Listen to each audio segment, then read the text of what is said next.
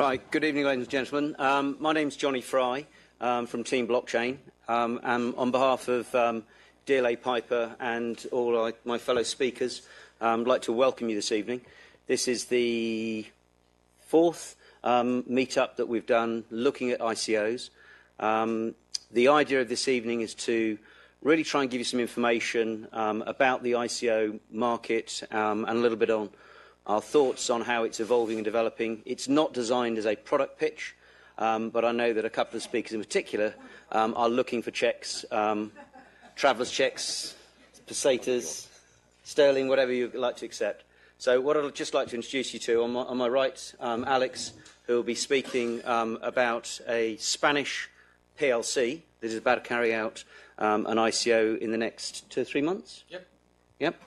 As well. Paul is from iYield, and he'll be talking about a securities token. iYield are a client of DLA Piper's. DLA Piper, Martin on my left here, is the partner responsible for DLA Piper, 78 offices all around the world. 90. Oh, 90. Oh, blimey, it's grown since Christmas. Inflation.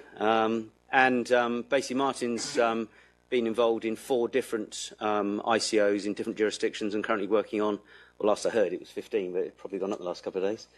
And just looking at some of the regulatory aspects that they're coming up against.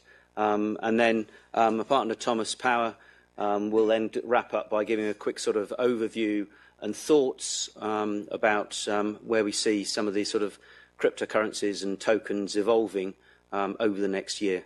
So I suppose I better get up here and do my bit. Okay, so what I want to do is to kick off and just give a very quick review. At the end of the sort of formal part of the presentation, we'd try and leave 20 minutes for questions and answers. And then finally, I know Alex is going to give details about some free tickets that they've kindly agreed to donate, give to us for an event next Thursday and Friday at the Queen Elizabeth Conference Centre, which, as you've all attended, you immediately qualify for a free ticket, which is worth normally about €1 million, but £700 I think it's worth. Oh, and a Bitcoin. 1 Bitcoin. Okay. Right. Okay. So what I wanted to do was just to initially have a quick look at what's happened in 2017. I've personally heard that it's between 4.5 and 7 billion. Who really knows? I think that's one of the challenges we face in this market. But certainly in excess of 5 billion has been raised. But that's a drop in the ocean compared to sort of IPOs over the similar sort of time period. And really, and I know we'll touch on this a bit later on, but really many of the ICOs going forward are probably going to have a lot more in common with IPOs in terms of the way in which they're being structured, verification, and various bits and pieces like that. But we'll come back to that a bit later on. Just looking at some of the top fundraisers for 2017, many of these names will probably be familiar to you. I was particularly interested in the bottom one, funnily enough, KIN, because there was quite an extensive airdrop on that particular token. Many of you are far too old. You're not a sort of teenage American girl, typically, where these tokens were given away free to many of those. I believe, Alex, do you know how many they've got? Is it 15 million accounts? It was something crazy. But we'll come on to talking about tokens that are not just to raise money, but there's other use of those, and some examples of that perhaps later on. Everyone that I come across is obsessed with, what's the next shiny thing? What's the next Bitcoin? Well, quite a sophisticated audience. I know a number of you here. Bitcoin was only 14th in terms of it only did, sort of 1,300% compared to some of these other ones. From my point of view, what's probably more interesting is the liquidity over the last month. And many people, my background is asset management, and most of my colleagues from asset management days are very, very sceptical about ICOs, and it's a Ponzi, it's a scam, it's a rip-off, they're basically bloody jealous because they didn't buy anything this time last year, but that's a different issue. But a lot of people complain there's no liquidity. And I think it's quite interesting to look at the liquidity of some of these coins over the last 30 days. And certainly in the last sort of 48 hours, we've seen a lot of liquidity and a lot of volatility. But it's not one way. If it was just one way, then the prices would have fallen a lot more than they have over the last sort of couple of days or so. So trying to sort of encapsulate sort of the year, first quarter last year, you were sort of seeing, people, if you were raising sort of 5 million, really, anything over 5 million, you were doing really, really well. We then had, I think, quite a good example of democratization of capital, whereby, Humanique raised about 5 million, and that was on behalf of 12,500 investors. I was talking to Alex and his partner, TJ, earlier on about a German company, Naga. I don't know if you've seen that in the press, the first European PLC to actually issue an ICO, and it was 40,000 individual investors raising 50,000. Higher. 40 million. So perhaps democratization of capital has come back, but I think latterly we've seen, and I've put down Bangor as an example, underwritten, and certainly the number of ICOs that we're talking to, and we through various different sources, we're getting probably, what, 2, Thomas? 2, 3 a day. And they're more interested in accredited investors, mainly from a regulatory reason, because they've been talking to people like Martin about it's a lot safer. Managed to. It's less risk if you're talking to high net worth, accredited, sophisticated investors. The terminology changed on which jurisdiction you're looking at. Just some examples. You'd have been, you'd have been in a cave if you hadn't heard anything about Bitcoin in the last year. But a lot of people seem to think that Bitcoin, blockchain, it's all the same thing. I actually attended an event with my colleagues Anthony and Gary here tonight with the Minister of Defence in June at IBM's offices. We were trying to persuade them to do an ICO to buy some more tanks to fight the Cold Wars are all over this place. But it was interesting. They actually had some bright, senior, young sort of naval and army guys who were doing dissertations on the sort of this whole market, and obviously more so on blockchain. When we asked why, they said, well, in the Second Gulf War, various bullets and tanks and what have you went from the US straight to field of conflict. Some came through, not literally London, but came through the UK. And then after 10 years, when they brought them all back, they didn't know where they'd come from. And they reckon they paid 200 million in excess duty. And they said, had we had an immutable ledger that was sort of, decentralised, then we'd have been able to know exactly where had come from what and who actually was due to pay duty. So they've actually been given 800 million for 10 years. So that's 80 million a year, purely to make them fit for purpose. And so when people say to me, oh, well, yeah, blockchain's just for geeks and it's not going to affect me. Or when you've got governments, and there's loads of examples, I'm sure many of you are good examples, of governments, of local authorities, of corporations looking at the technology around it. I particularly like the one on the bottom right, the Indian, the Belguru couple actually were asking for bitcoins on their wedding list. Perhaps we'll see it in John Lewis shortly this summer or something. I put the bit in the middle of Bitcoin was 85%. What I was really referring to is really the next slide. So this time last year, you can see why people were obsessing about this particular cryptocurrency, and you can see how it's steadily fallen as a percentage of the overall capitalisation, which would be quite normal when you think there's probably the best part of sort of 1,500 coins now on the market. In terms of last year, there seems to be an increasing focus on the exchanges as opposed to the actual cryptos themselves. We've seen different sort of, as we've had our Europeans here, for Alex and TuriQ's point of view, we've got, the Swiss, Swiss, sort of German, Dutch, it's all the same really, Alex. Obviously being very welcoming and trying to encourage. Don't tell the Swiss. It does. And then we have, SEC sort of actually going to Munchin saying, you've got to give the money back. And what we're, we've obviously seen Gibraltar announced. I don't know whether you saw, but they just announced they're actually going to do an ICO to raise 6 million called ROC tokens and use that money to actually build and license a regulated exchange. So they got, albeit a small one, but you've got a central government who are doing things. And with apologies to the lawyers, apart from Martin, because he knows I normally give him a hard time, but the conversations we're having, I think, are probably one of the biggest threats to ICOs.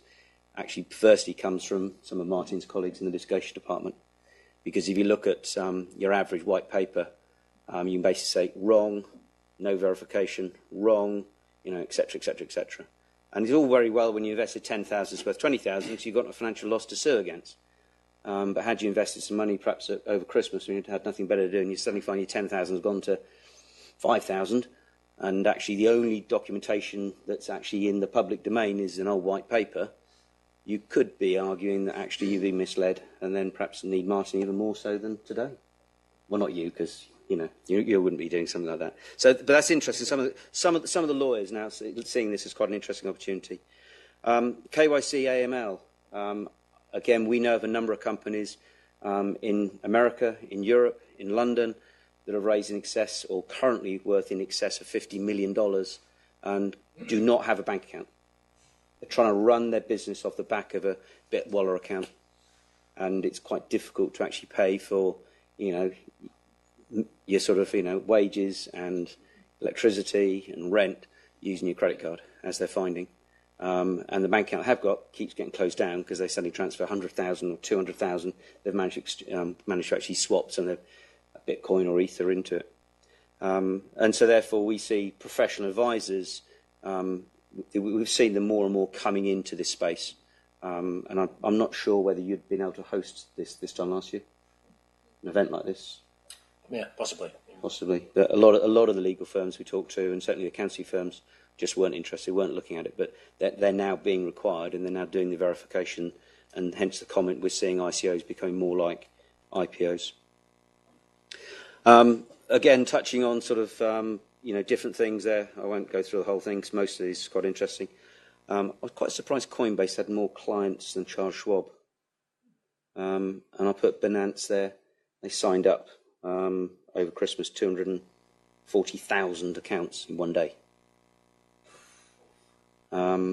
Doing some presentations to some MBA students in early December, and all in London. I understand the MBA course is around about €20,000, and I just said, out of interest, can you put your hands up who actually owns any stocks and shares? Not one. And these are all sophisticated, sort of, intelligent sort of individuals. And I said, well, how many of you own a cryptocurrency? 40%. Now, I'm sure some of you have tried to open up a private wallet. What a nightmare. It's not a particularly easy user experience. If the exchanges let you in. Well, if the exchanges let you in, yeah. So you can see sort of how it's evolving. So that's all I want to say at this stage. It's just a quick sort of overview of where we see things developing. What I'd like to do is hand you over to, if we get this right, to Martin, who is going to talk a little bit about regulation and how he sees it evolving. So thank you.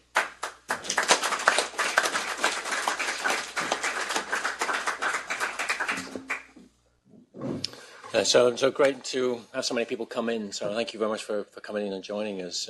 So we've done a few of these, and it's always interesting to hear Jonny's views on the market, which I always find fascinating.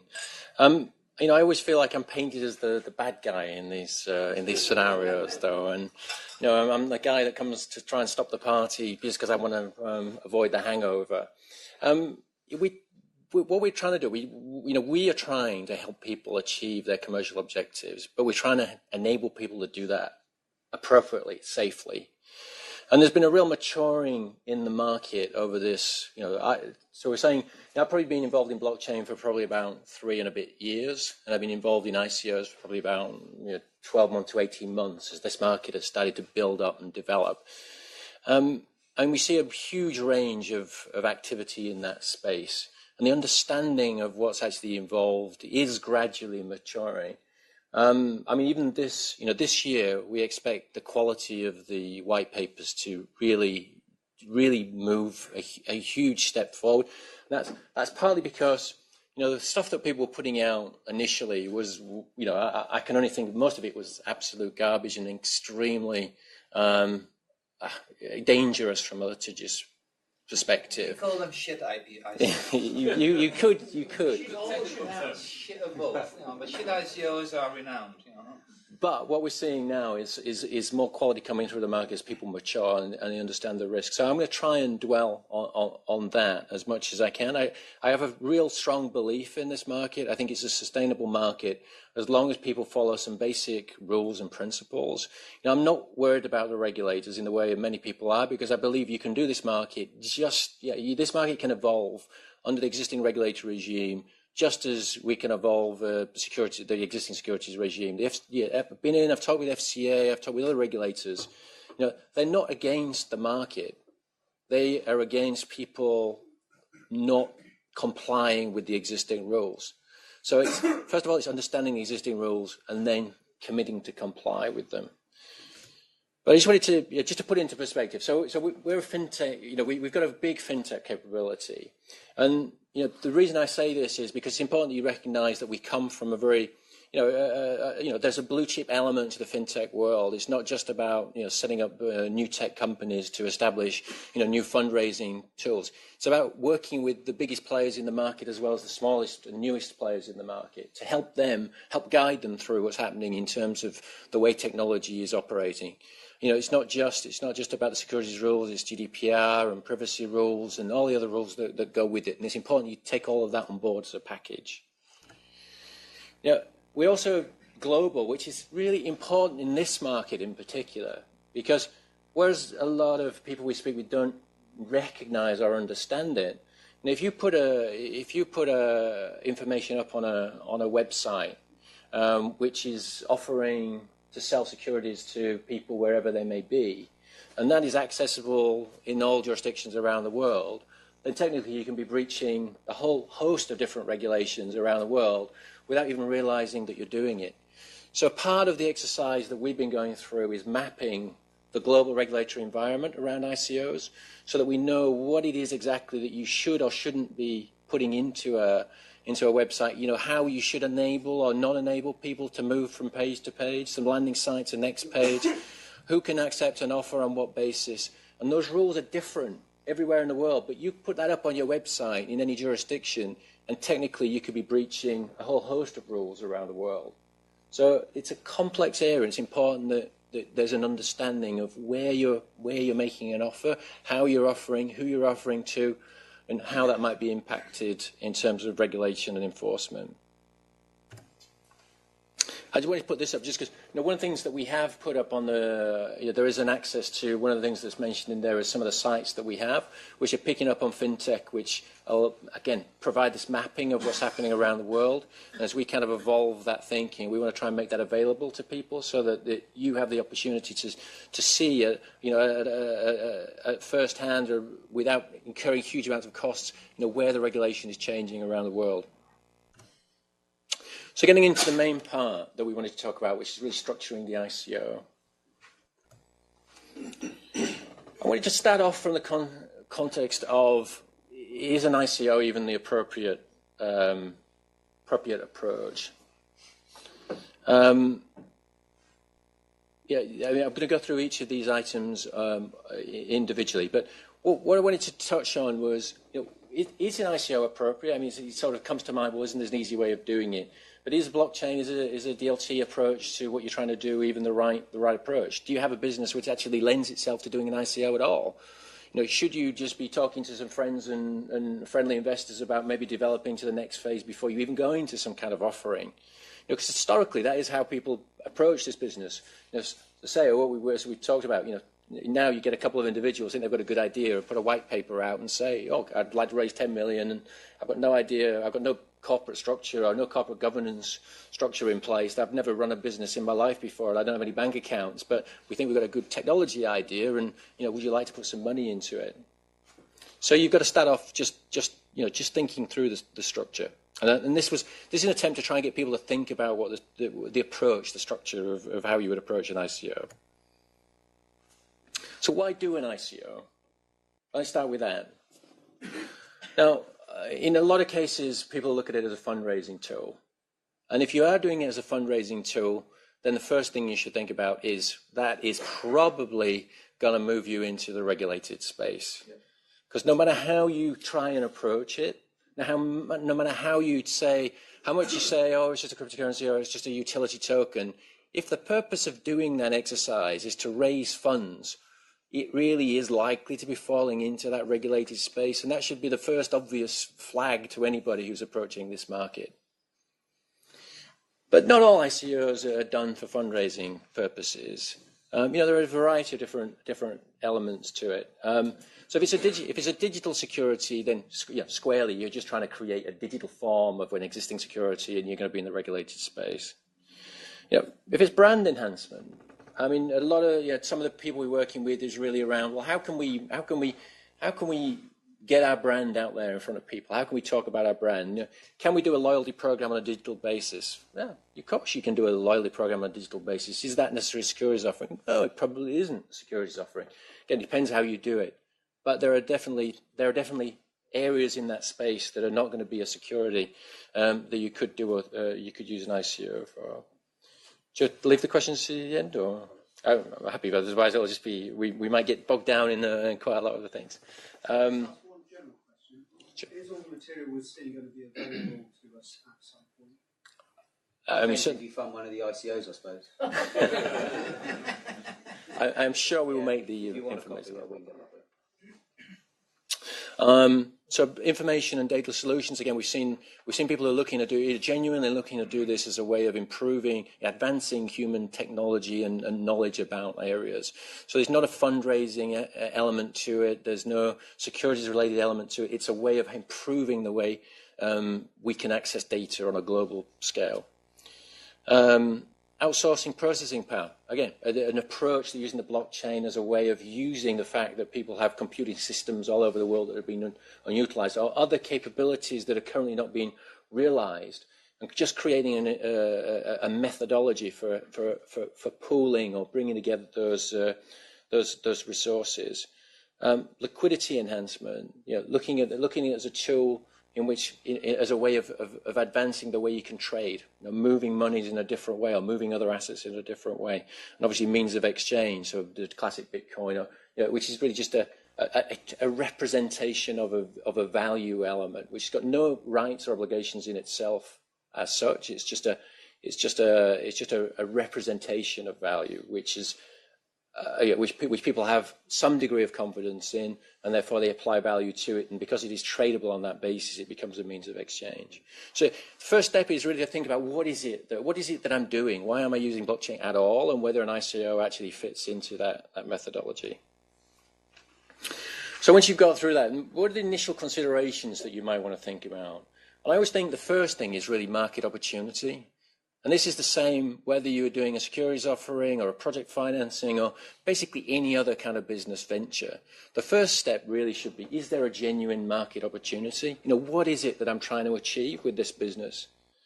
And if you're not actually trying to achieve anything with the business in any economic sense, then it's not appropriate to do an ICO in this context, as a fundraising context or as an offering, perhaps. What is it you're trying to do from a market perspective? And from an investor's perspective, it's the first question you should ask. What is the market opportunity that this is trying to realize? And is it viable to realize that opportunity? Then business structure. As I already highlighted, the number of businesses that we talk with, that we look at, which have got no business structure whatsoever. They've got a couple of guys who've written a white paper, but there's no business structure to it. Now, you may take a view in the modern world that actually it's old-fashioned to have a business structure with things like bank accounts and boards and corporate governance, etc. But the likelihood is it's going to fall over very quickly if you don't have some of those basics in place. And who are the initial sponsors and funders? If there's nobody standing behind it as initial initial sponsor or funder, then it does make you question whether there's any confidence in the actual underlying business proposition. So again, looking at what the initial proposition is and who's actually supporting it. What's the group structure? How is it being structured? We already mentioned, whether what the role of the foundation is relative to the issuing entity, which jurisdictions are involved, and which kind of technology, what's the underlying technology? All these are questions that should run through the mind, whether you're actually looking at doing a fundraising or an issuance, or whether you're looking at investing or getting involved with an issuance. And is a token offering appropriate? Again, just wanted to pick up on some of these things. It's not obvious. It's not always the case that a token offering will be relevant. Some of the features that will come through in a token offering, it's based on the distributed ledger concept. So again, is the distributed ledger appropriate for what is that underlying business opportunity? Do you need a distributed ledger, or could you just use an existing piece of software? I mean, often when you actually sit down and talk with people, you recognise that, well, actually, there's plenty of existing technology that actually does exactly the thing that you've just described that they want to do. And it's a lot cheaper, potentially, and a lot easier to deal with.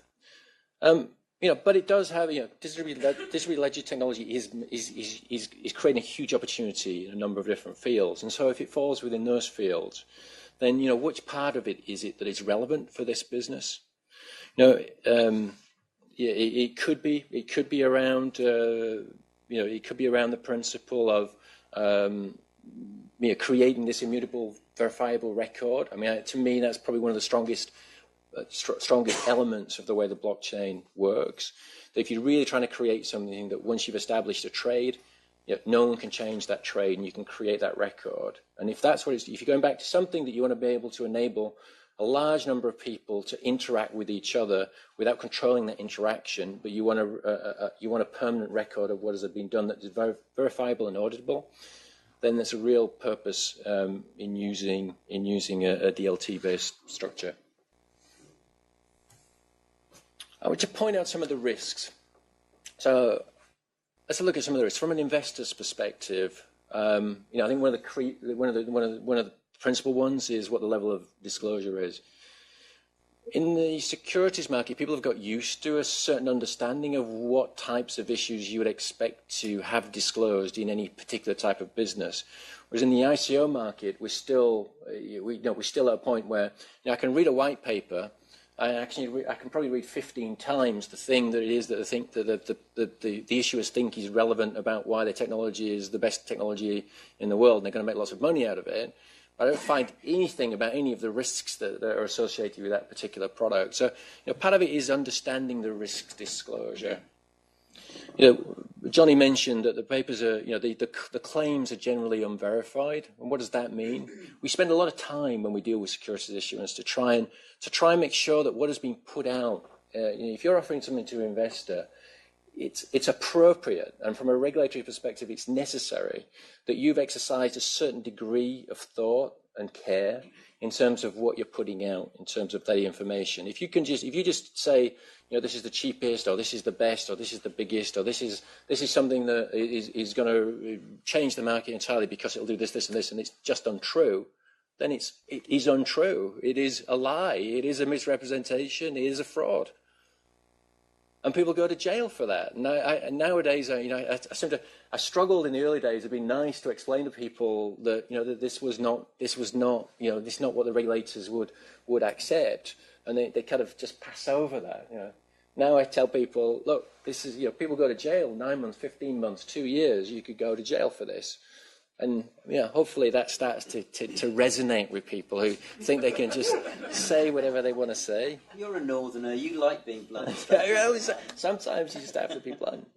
Other risks. I mean, lack of ability to exchange the tokens. I mean, if you can't exchange the tokens, and they don't actually give you a right to anything, you've got to really work out what it is you were investing in.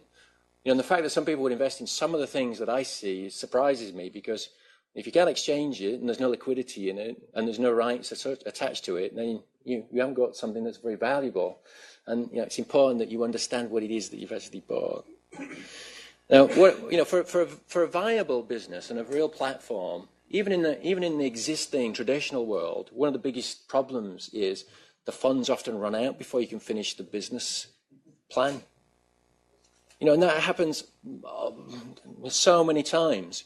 So really understanding what is going to happen here if you don't have enough funds to develop whatever it is that you develop, the platform, whatever it is that you're going to develop, where is follow-on money going to come from? What is the impact on your tokens? What are the other sources of funding for that business? Or is it, is it full? Is the business plan fully funded at that point in time? Is that, what is the case? What's the reality?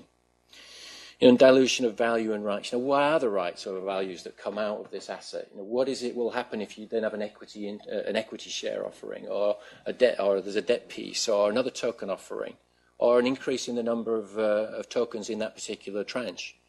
What's the impact on your rights? Most people don't even think about any of that at the moment, because it's still almost like a game. We just bought something. It was a hot topic, and somebody said it was a really good one to buy, and the price would go up. So I bought it. Now when I look at it, actually, it's got no protections whatsoever in it, and it's got no rights. There's no ongoing flow coming out of this, and I got no right to redeem or get any rights back at the end of it. So actually, I've got this nice token, but actually, it's got no economic rights whatsoever associated with it. So from an issuer's perspective, I see the biggest ones, around, I think, the business sanctioned for carrying on regulated activity without permission. People don't understand yet quite how extensive our securities regulations are. And I say ours, I mean, not just the UK, I mean, securities regulations around the world. The common parlance is, well, is it a security or is it not? It can be a CIS without being a security at all. So you could be establishing a collective investment scheme, which is heavily regulated, without actually having a regulated financial instrument as the underlying asset. It's the approach that you've taken in the way you've set up the scheme. It could be IAF, which is not a CIS. So it could be an alternative investment fund, which is still subject to a certain level of regulation, but not a collective investment scheme in itself. Again, not necessarily, it doesn't have to be a security. It doesn't have to be a regulated investment at all. And then what is a security? Security doesn't mean an equity security. Under the UK regime, the list of what would qualify as the type of asset which would be subject to regulation, ranges from certainly equities, debentures, right through to a certificate that represents anything that looks like a security. So the analysis of whether it falls within that category or not is quite extensive, and you really have to be quite careful. Discussions with the FCA. They're very comfortable with people doing private placements and doing it on a tokenized basis, using digital technology to do it. What they don't like is the idea of people raising funding without going through the appropriate regulatory regime, which takes me back to where I started, which is if you're raising funding, your first instinct should be to say, unless there's a really good reason why I think this is not, is not going to need a degree of regulation. Now, I don't want to treat regulation as being like, that means you can't go forward. We got a hugely advanced and sophisticated regulatory regime, which is designed to enable businesses to raise funds. It just means that you have to go through a process. It means you have to understand what you can and can't do. And it's not prohibitively expensive to do it. It's a matter of starting out at the right level and taking the appropriate steps in order to go through, which ultimately is the protection that the directors in the company receive from having complied with that regime. So whether it's regulated or not, if it's the misrepresentation and fraud applies, so going back to my statement that if you've made a misrepresentation or a misstatement in the document, you can still be liable. It doesn't matter whether it's regulated or not. What happens if you can't convert the funds raised? What if ultimately you're trading in a cryptocurrency, but you can't actually translate that into fiat currency? And we're seeing businesses out there which can't. So they've raised money in cryptocurrency, but they actually have to make some payments in real money. But they can't get any real money because when they go to the banks, they say, no, we're not taking that. That happens a lot. Yeah, it's just one of those practical elements that people think too late, because now they've raised the money to say on this wonderful business plan, on this white paper, but now they can't actually do what it is that they said they were going to do. There's a lot in that position. And then claims of misuse generally, the money's been raised, and then you've got to work out what you do with it. You can't do what you said you were going to do with it, so can you just do what you want with it? Well, you're going to be open to claims if that's not consistent with what you described. and we say limits on further fundraising. How's the company going to raise further funds if it gets stuck in a situation where it can't build out its existing business plan? So this is just again recognizing that wherever in the world you want to do something. Martin, you're not going to go through every one of those. I'm not. I'm going to skip over. Wherever in the world you want to do something, there is a regulator, and it's going to have the same issues that I've just described. So I've touched on a lot of these things already, so I'm not going to go through these individually. This is really just highlighting, that you've got to go through a process of thinking through what it is that you're intending to do. There are legal considerations that will apply. They apply to the business, and they apply to the offering. That was the only point I wanted to make, which is this is confused with a lot of people in this space. There's a lot of business activity which is itself regulated. You have to have a permission in place in order to carry on that kind of activity. If you breach that, it's criminal and civil liability. That's different to the actual offering of a token. The actual offering is itself a separate activity, which itself possibly requires you to go through certain steps. So when you're looking at a business that you might want to invest in, or you're putting a business together, it's important to look at both levels. What is the business doing? Does it need permissions? And what is it that I need to do in order to be able to offer a token in relation to this business? So going on to, so we talked about the business. Now we're talking about the offering. So, some of the issues that you would have to think about. Is the offer itself a regulated activity? It talks about the form. Is there an offer of transferable securities? They're defined under European law. Is there an offer to the public? Well, again, depends whether the offer to the public is a defined term. There are exceptions to it. Do those exceptions apply? Is it a CIS or is it a fund? And whatever it is, what do I have to say on the materials that I either put up on the site or in the material or in the offer documents to make sure that I'm bringing to the attention of anybody who might be interested in this that they either are eligible and on which grounds they're eligible, or they're not eligible and they shouldn't even be looking at this any further? And have I taken reasonable steps to avoid an inappropriate person from taking up my offer? I'm not going to go through these, but just highlighting there's a whole load of other considerations that you'd want to do from a business context, whether it's looking at the IP, whether it's looking at KYC and AML, how are you managing the cybersecurity issues, what are you doing in terms of structuring your wallets, how's the exchange working, and obviously data protection. GDPR is going to be pretty extensive, and exactly what are you doing in order to make sure you're compliant? And probably the last area I'll touch on, Jonny, is really the white paper. I mean, we've talked about it to a certain extent. I mean, this is, if anything, this is just some of the themes that you would expect to see in any kind of offer document. If you haven't thought about these things, then you've got to question why, because these are the basics of what any reasonable securities offering you would expect to consider and address in an offering. And whether you're an investor, the first question should be, if any of them are missing, why are they missing? Because I want to know. I want to know what the position is. And if you're an issuer, if you haven't put it in there, are you going to be, is that something that an investor would reasonably expect to see? And if you haven't put it in, is there a risk that you'll be liable as a result of it? On funds, there's a whole host of additional elements which are around the practicality of the way the funds have been structured currently. There's a lot of funds that are evolving in this space. They're all subject to the same regulatory regime we talked about. Usually the fund managers are beginning to understand, or most of the funds are at least addressing most of the issues. But there's a whole host of practical issues around how you set up a fund and operate a fund that's necessary in order to make that function effectively.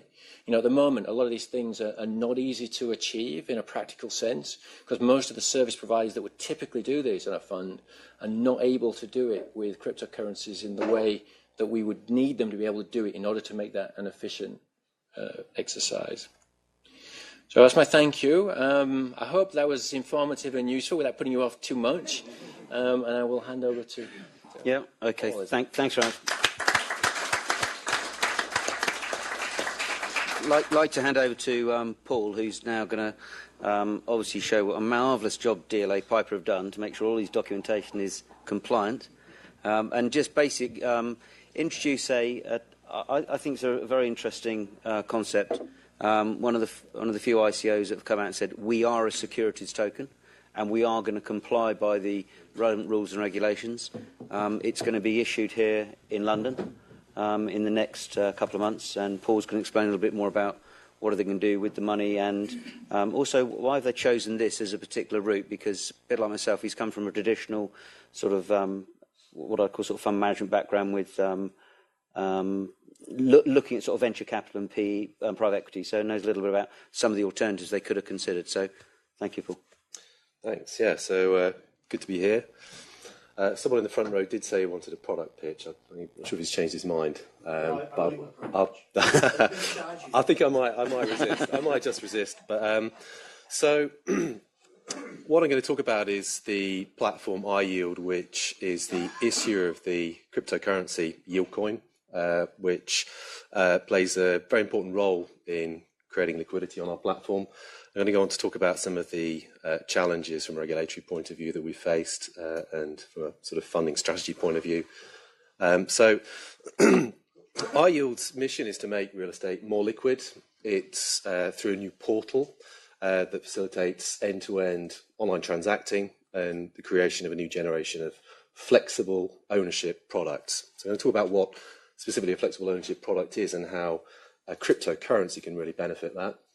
We launched the first, what we believe to be the first real-time trading platform for real estate equity and debt in the UK in 2015 under the name of Elevate Capital, the parent company.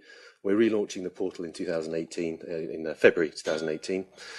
YieldCoin is an asset-backed real estate security token that we've created.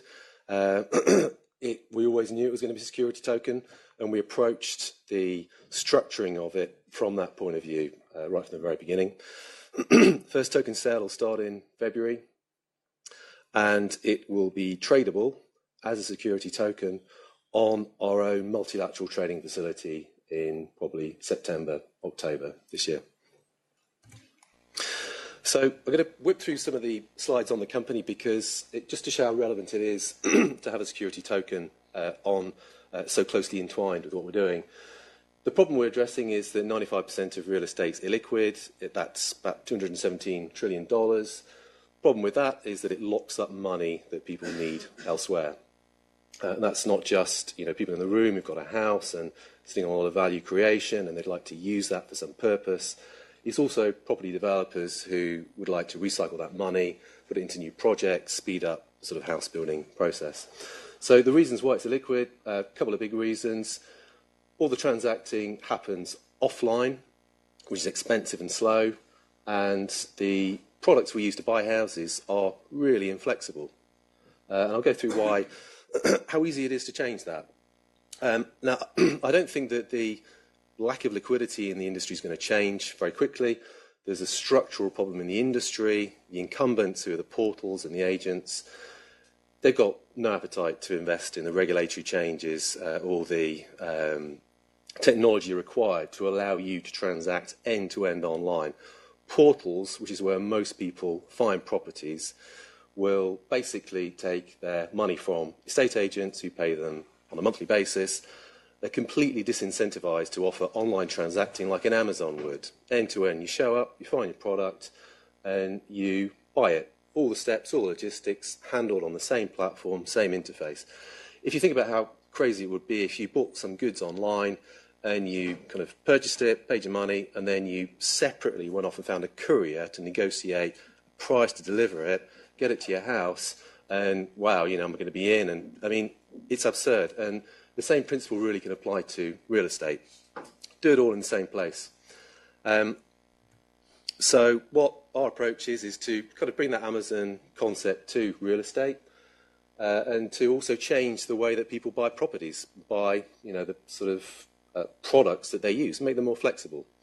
And really what that means is we create a portal where all of the funding, search funding and closing steps are in one place. And flexible ownership, well, basically that means you could show up. Instead of getting a traditional mortgage, you can start off renting, buy gradually, increase your ownership. You can take a payment holiday if you've got equity. And then when you want to leave that property, It's like ending a rental contract, and you just simply end it. Your valuation for your equity is known, and someone else comes in.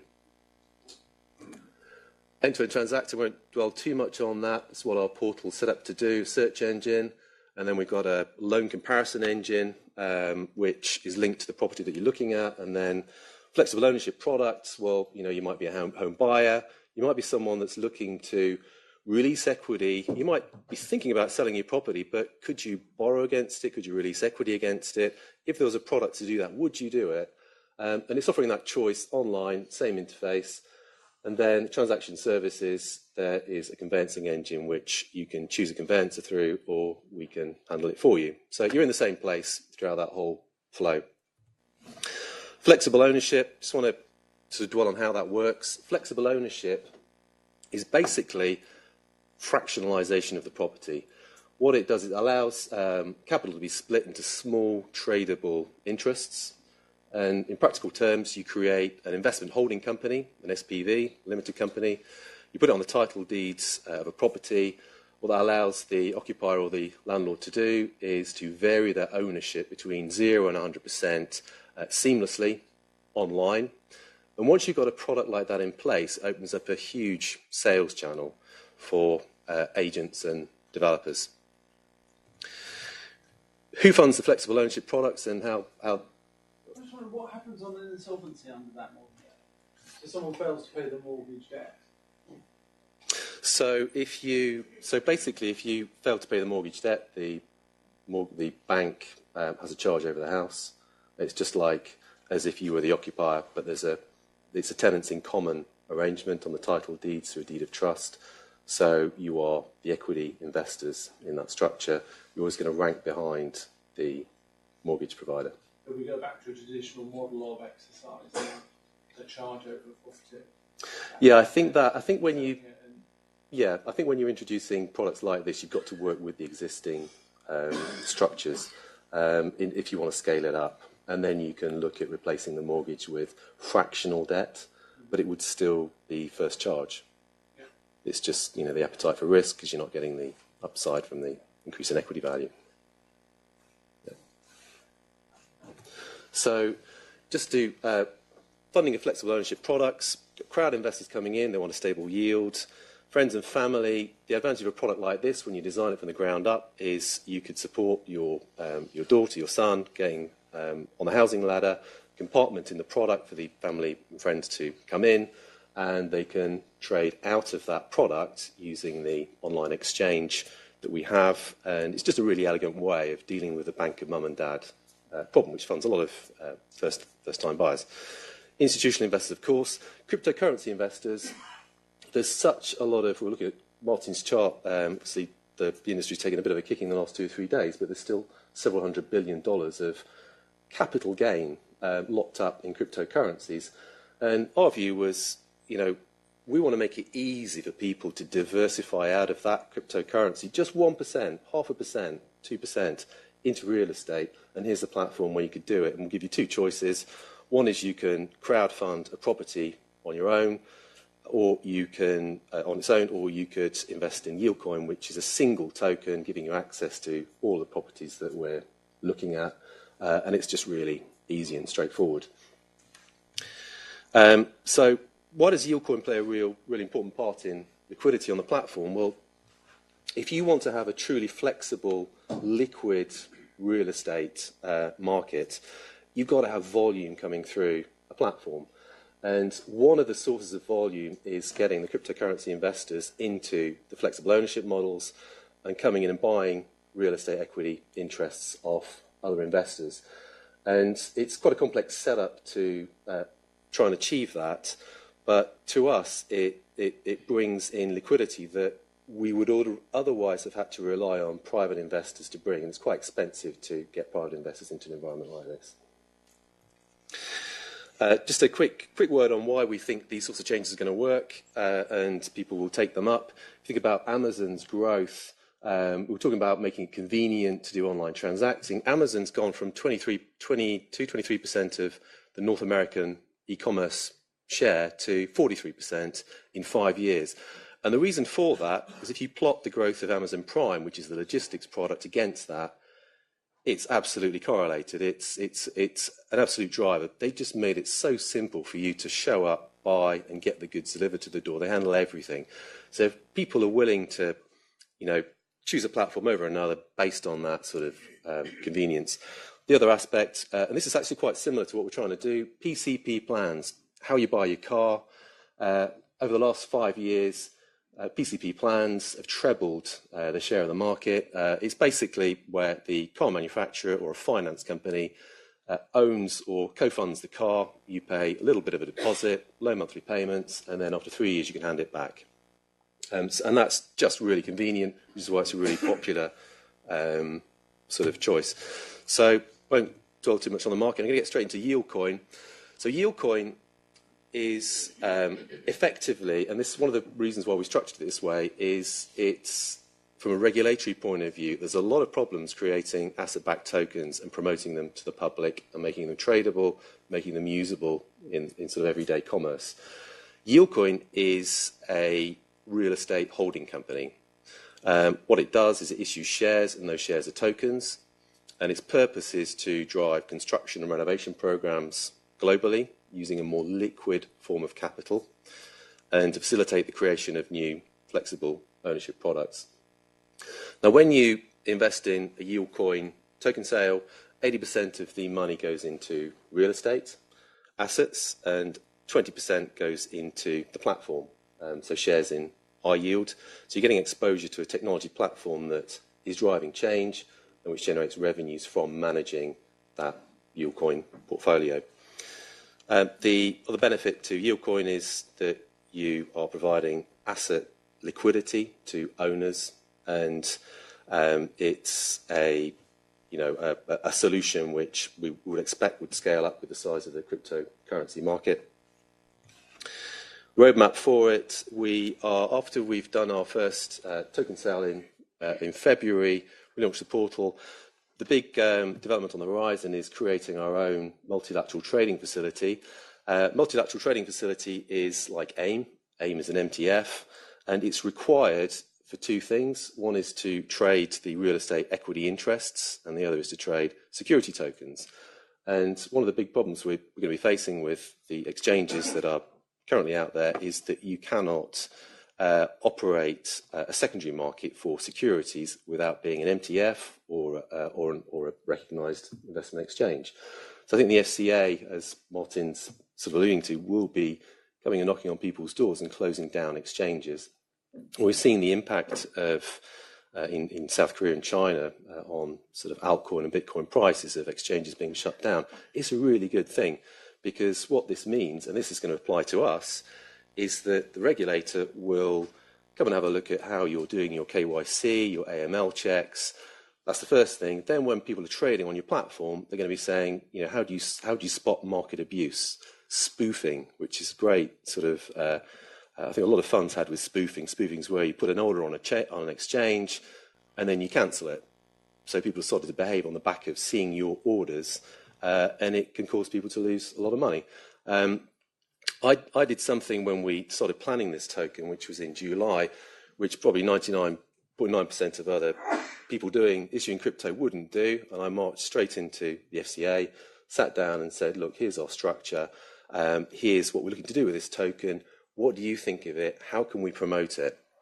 And there were 6 people that showed up in the room: the head of market policy, the people who looked at sort of market abuse, a couple of lawyers, and they went through the whole code book, just picking out sort of relevant rules, asked a lot of questions, and said, look, here are the rules, here are the exemptions you can rely on.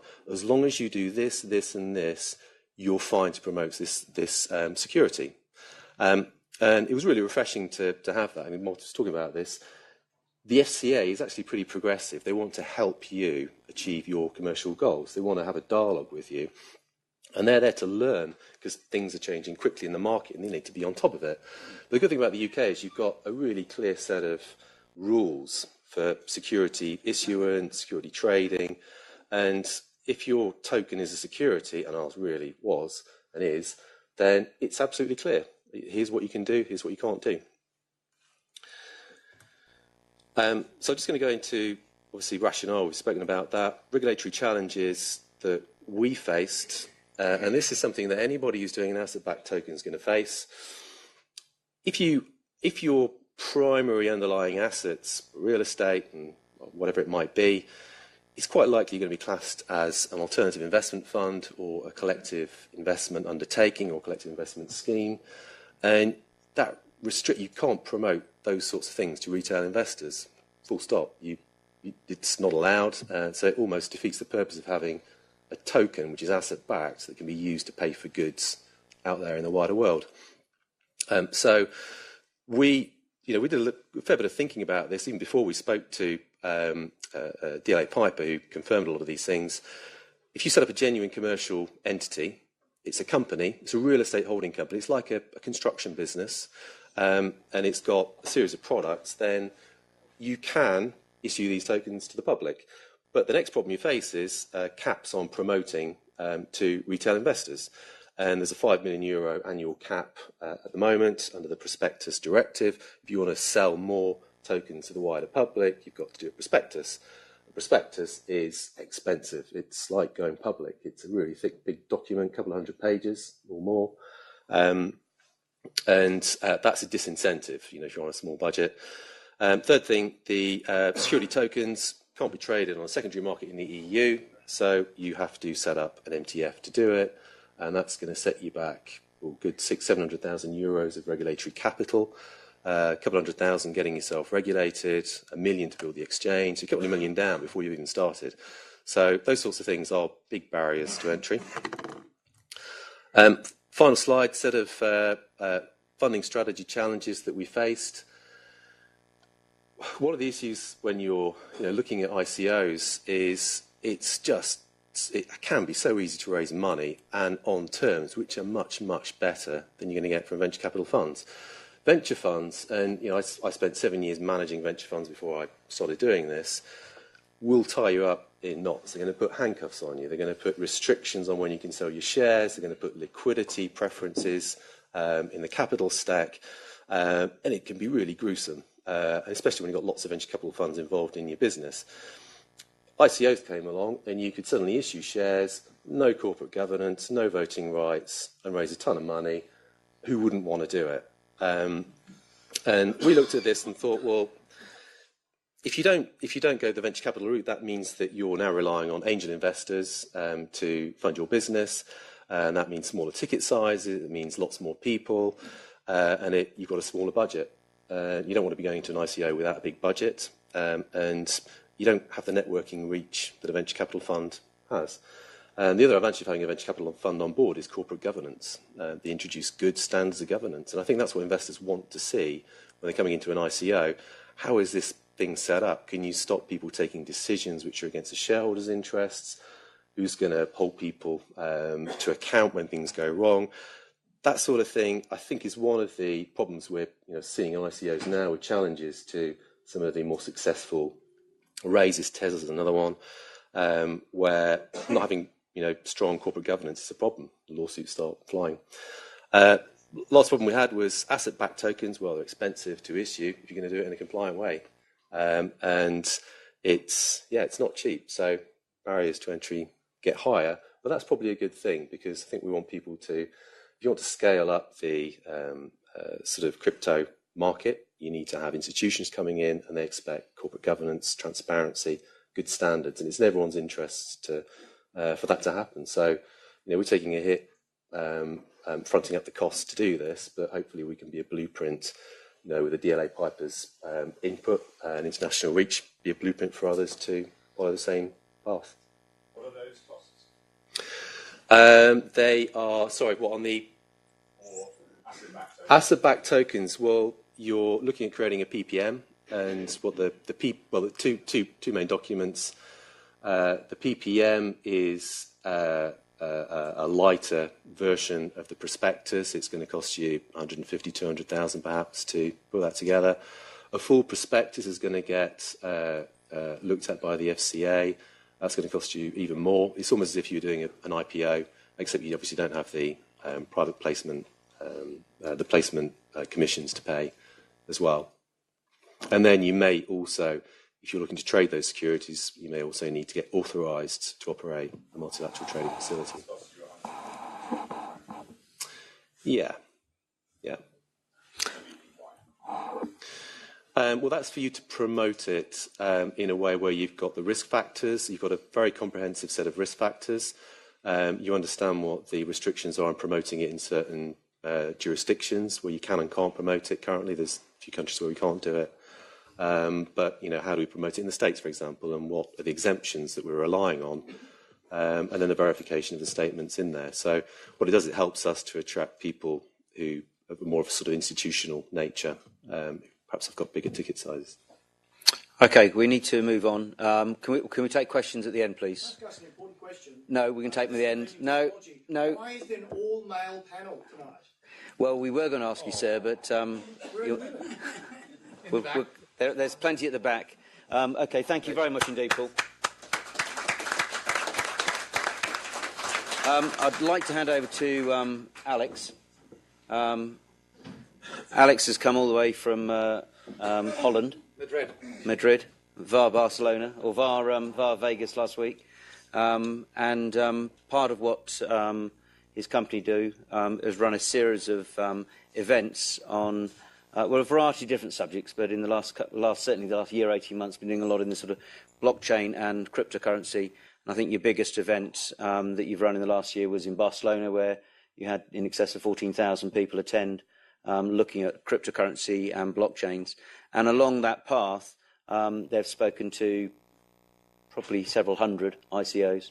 And I was particularly keen for them to come this afternoon, stroke this evening, to talk about an example of a quoted, in this case, Spanish company that is actually looking to launch an ICO.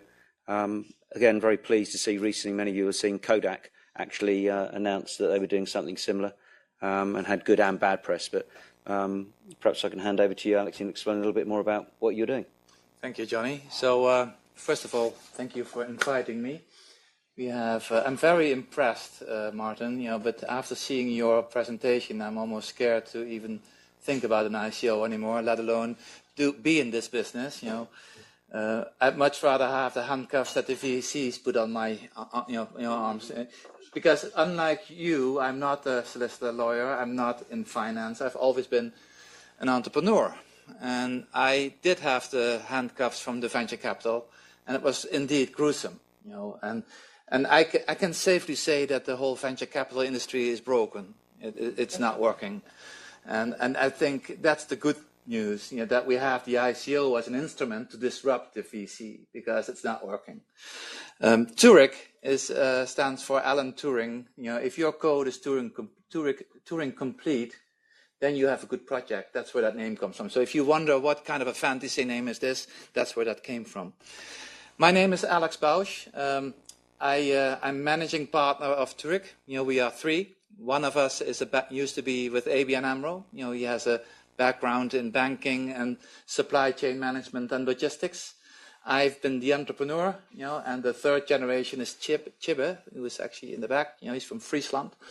And he's also been an entrepreneur. He's done IPOs, he's done funding, and he's also a lawyer by trade. So the three of us, we are a very interesting bunch. We are only interested in accelerating blockchain projects or ICO or tokenization events in real businesses. So we're not interested in the shit ICOs. We're not interested in the Russians doing a white paper, yellow paper on the attic and then doing a crowd sale. No, we're interested in helping businesses that have been around for maybe 100 years and that will probably not survive this digital disruption unless they rethink their business and throw tokens out or do whatever. And we do that in logistics. We have an office in Rotterdam. We have an office in Amsterdam. We have an office in Dublin. We're now in Zurich. We're in Barcelona. We're all over. Main thing is we're European, and we're looking at logistics. We're looking at healthcare, music and media, and a little bit in banking, but not really. That's what we're doing. Besides that, I'm also the co-chairman of the Blockchain Ecosystem Network, and that was what Jonny was referring to. We founded the Blockchain Ecosystem Network 2.5 years ago, and we have a lot of advisors, and from academia, from businesses, publishers, from all over the world. MIT Media Lab, and I'm happy to say that I'm the co-chairman there. And what's nice is that we throw masterclasses all over Europe, and I'm not a master, but I'd like to think that there's masters out there that are a lot smarter than me, and we do these masterclasses, and people come in totally empty-minded, and they hear what the people have to say about Bitcoin. You can have somebody, really do the gospel on Bitcoin and hate Ethereum and smart contracts, right? So then you do a session of 4 hours on blockchain, Bitcoin, and this particular gentleman used to be the CFO of Xerox Europe, and he's really big on Bitcoin, and by the time you walk out after 4 hours, you know what hashing means.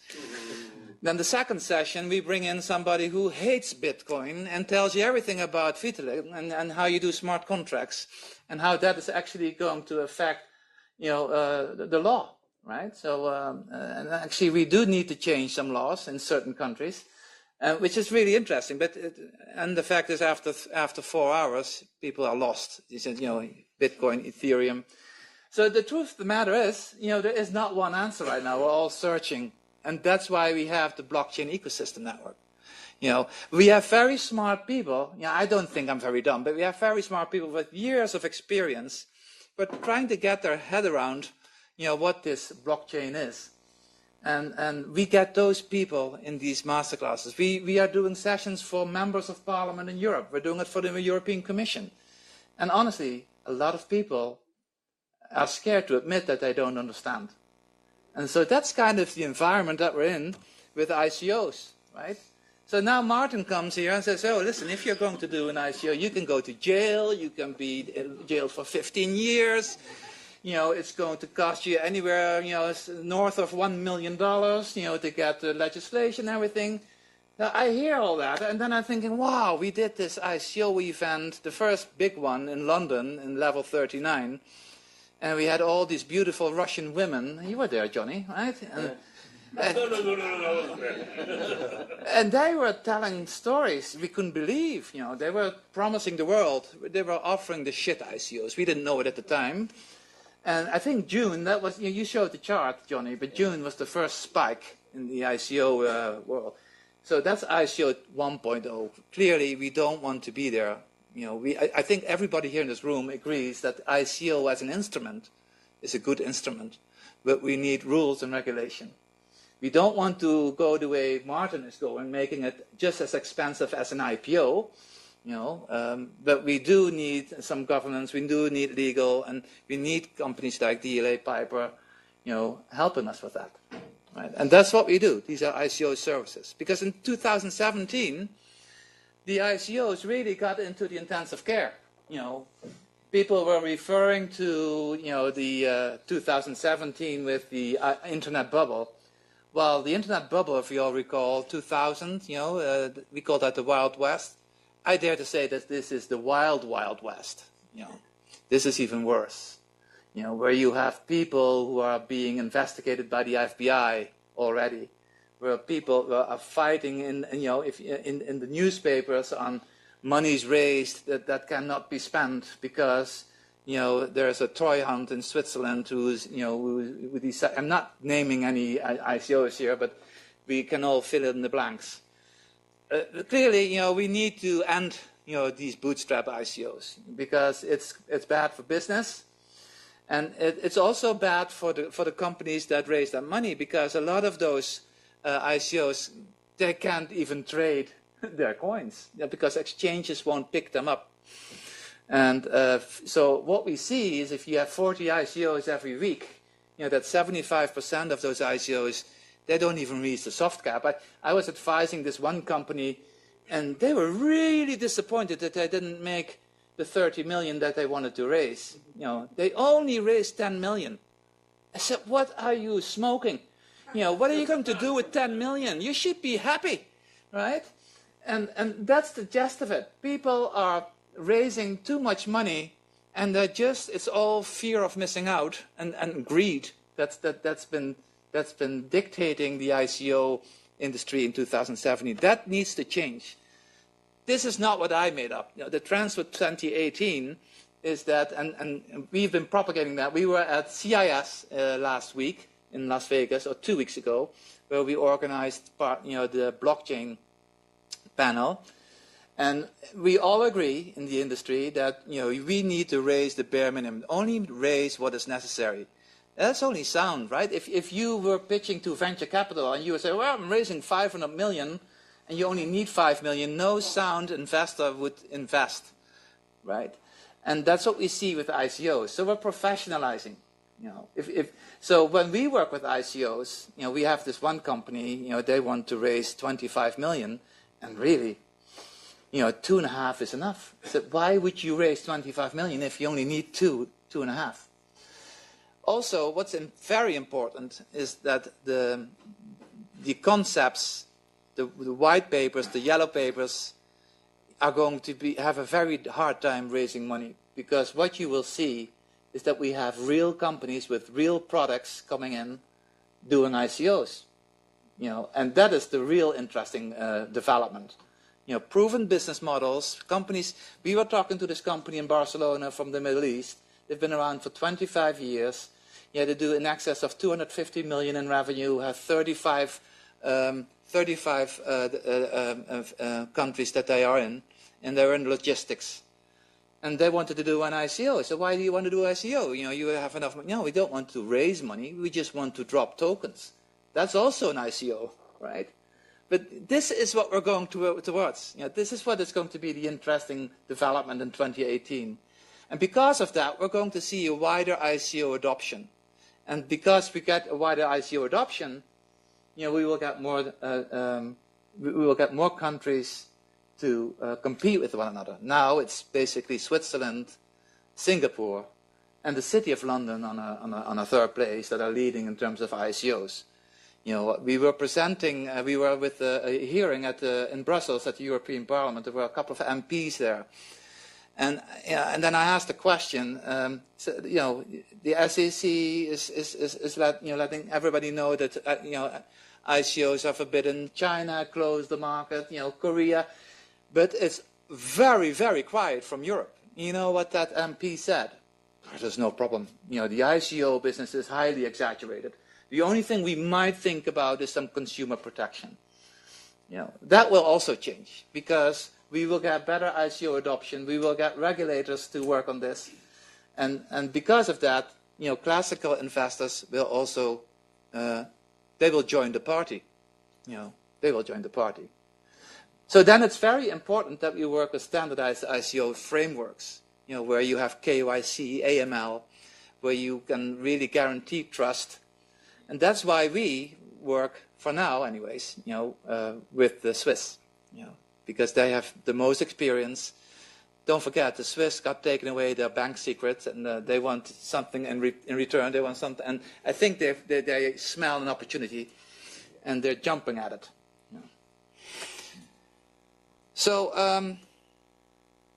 Jonny said. So I asked Jonny. So what do you want in this presentation? I said, and that was this afternoon. I didn't have a presentation. I put something together. I said, well, we want to hear why public companies are actually going into ICOs. Well, the short answer is, if you can raise your valuation by 150%, that's one reason. So everybody look up the Long Island iced tea company. They changed the name to the Blockchain Tea Company, and their valuation went up 150%.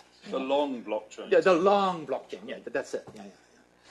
Very interesting story. And I guess you could put Kodak in that same category, were it not that they really have a use case that they want to have digital rights for pictures.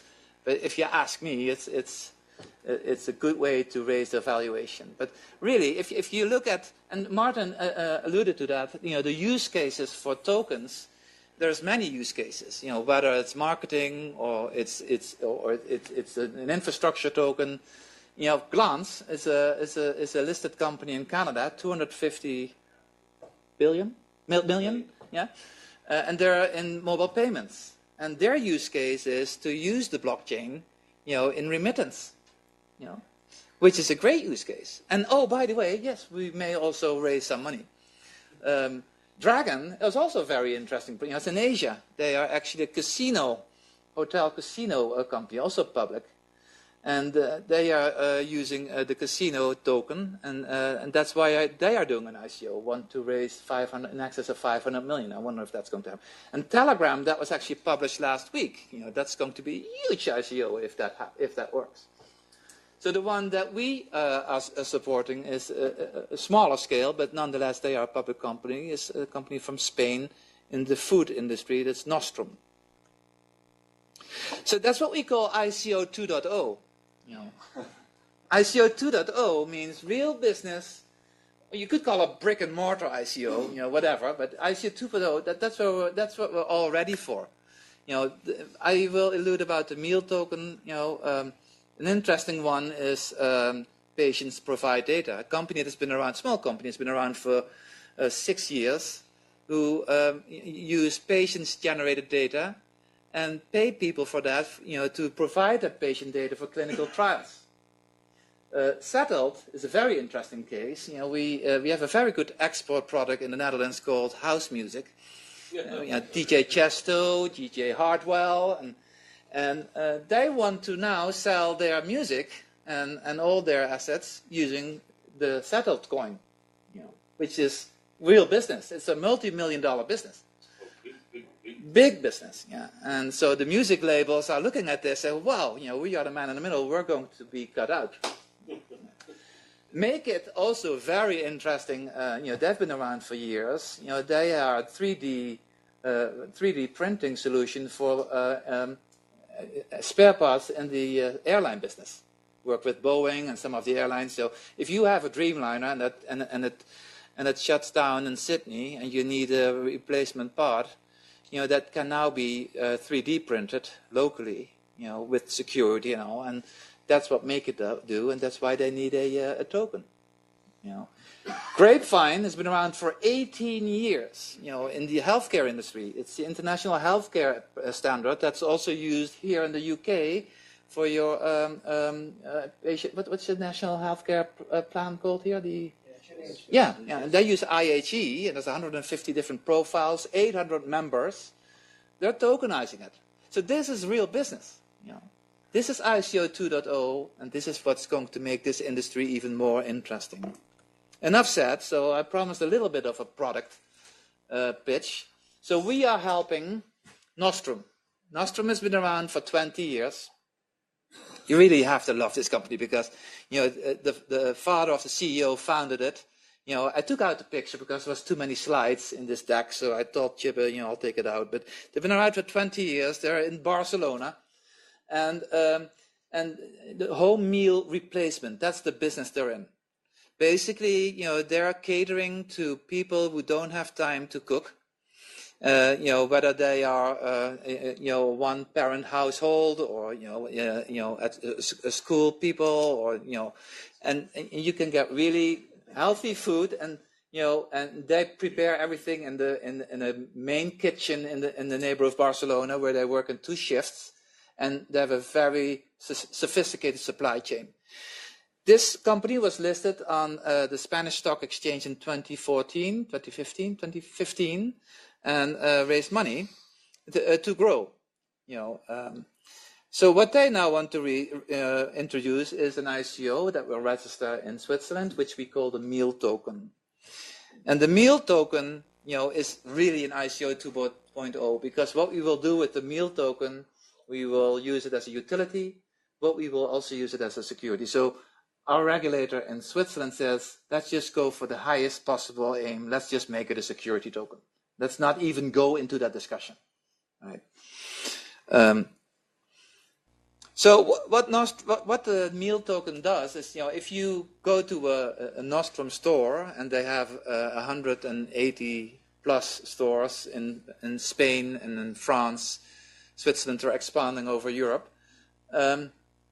You can actually, find all these little buckets that are sealed and that were cooked 24 prior.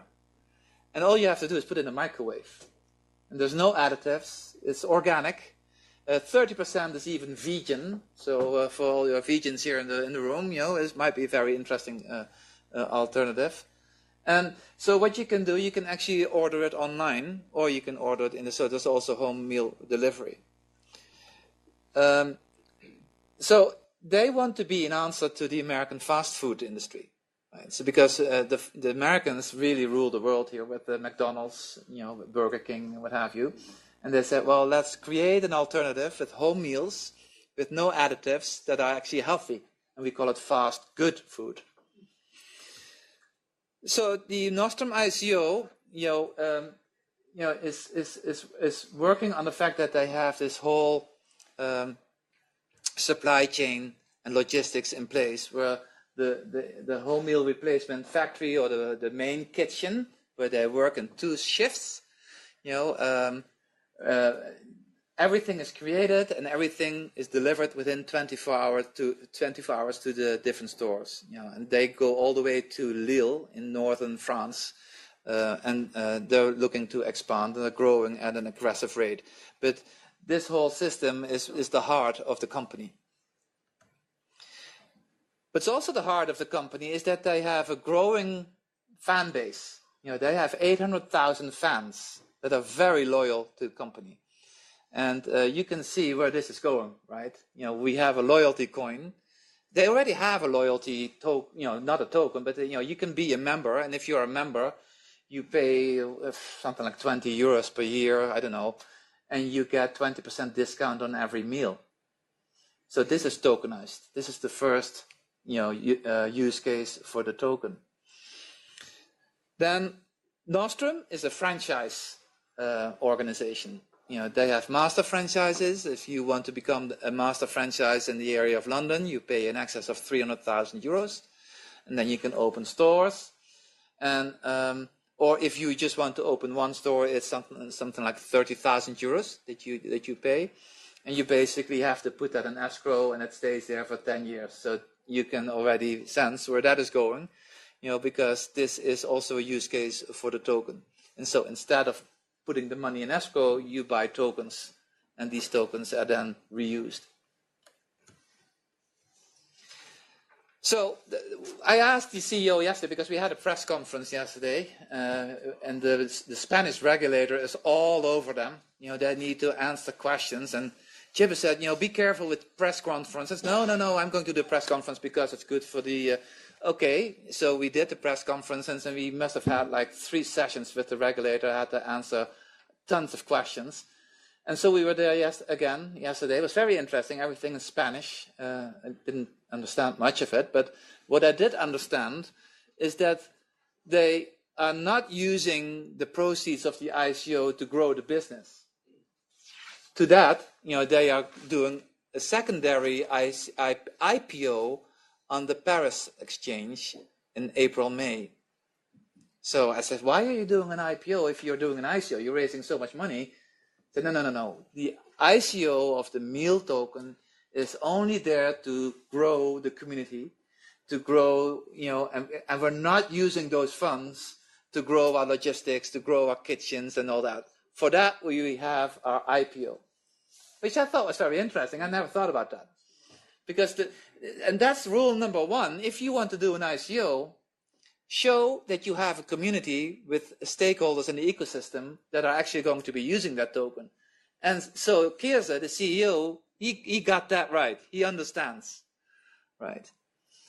So this is very interesting, because this is a business parameter. He wants to grow a number of restaurants and franchisees, and that's what the tokens are going to be used for. And then, of course, the ICO, we have several use cases, the fan club, the entry fee, incentives, but also there's always, and that's what we stress, both Jonny and I were involved with Humanic. Humanic was a blockchain for good project, where we try to make impact in giving back, helping the unbanked in Africa. In a way, that's what Nostrum do. Their meals are very low cost. You can get a very healthy meal for €6. You can have a 3-course meal for €10. But if you accept to deliver those meals to your neighbor. Suppose you are in a flat and you have 10 neighbors and they are not capable because they're elderly to go fetch those meals, and you deliver those meals, you get the meals for free. So they have a social chapter in their program that is very important. They want to give back. And that's also something about this whole decentralized blockchain, giving back, right? Could we not do that without blockchain? We can give back without blockchain. As a matter of fact, we do. It's just that we make things easier. I was involved in this banking project that was, and I actually did that in 2015, 2016. We wanted to help the Indian government by onboarding 500 million unbanked that make less than $1 a day. And we work with Infosys and Samsung, and we were a big project. I got to present to the Queen of Holland. She started this whole AFI thing, and felt really good about myself. But the project, didn't work. Why? Because the banks were not really the solution. The banks were the problem, because onboarding 500 million people. So there, blockchain is, and that's what Humanic is doing, is really a solution. Yeah. So to Martin's point, blockchain is not always a solution. No. Yeah. But on the other hand, I'm also in the port of Rotterdam. And so we work every day with companies in the port, because logistics and supply chain finance is low-hanging fruit for blockchain. And they told me, well, we have Maersk coming in, and they created their own blockchain, and we have to accept their blockchain, and it's built by IBM. I said, oh, well, nobody's ever been fired for ordering IBM. You're going to be locked in for the next 30 years. But yeah, and then Maersk tells us, if you use our blockchain, we will do your billing. So that defeats the purpose of blockchain, right? So in situations like supply chain finance with ports, where you have the port of Singapore, Rotterdam, Barcelona working together, that's where you have decentralized systems. That's where you need blockchain infrastructure, right? So a little technical, this is a token distribution. We expect to run the ICO mid-March, and these are this is the roadmap.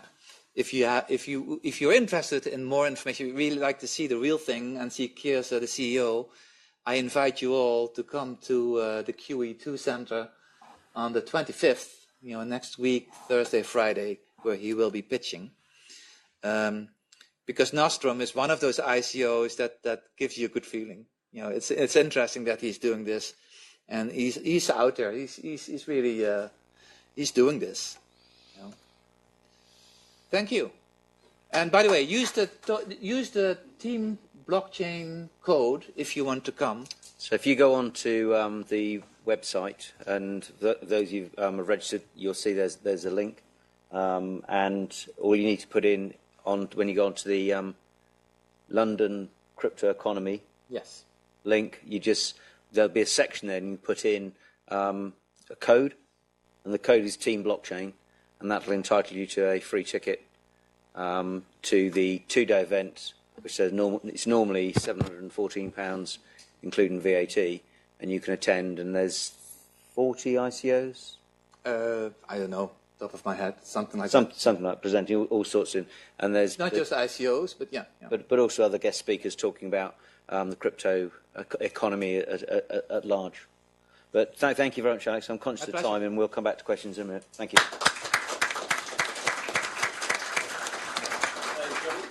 Team Blockchain, all lowercase, no spaces. Uppercase, lowercase, Russian, French, they'll take the lot.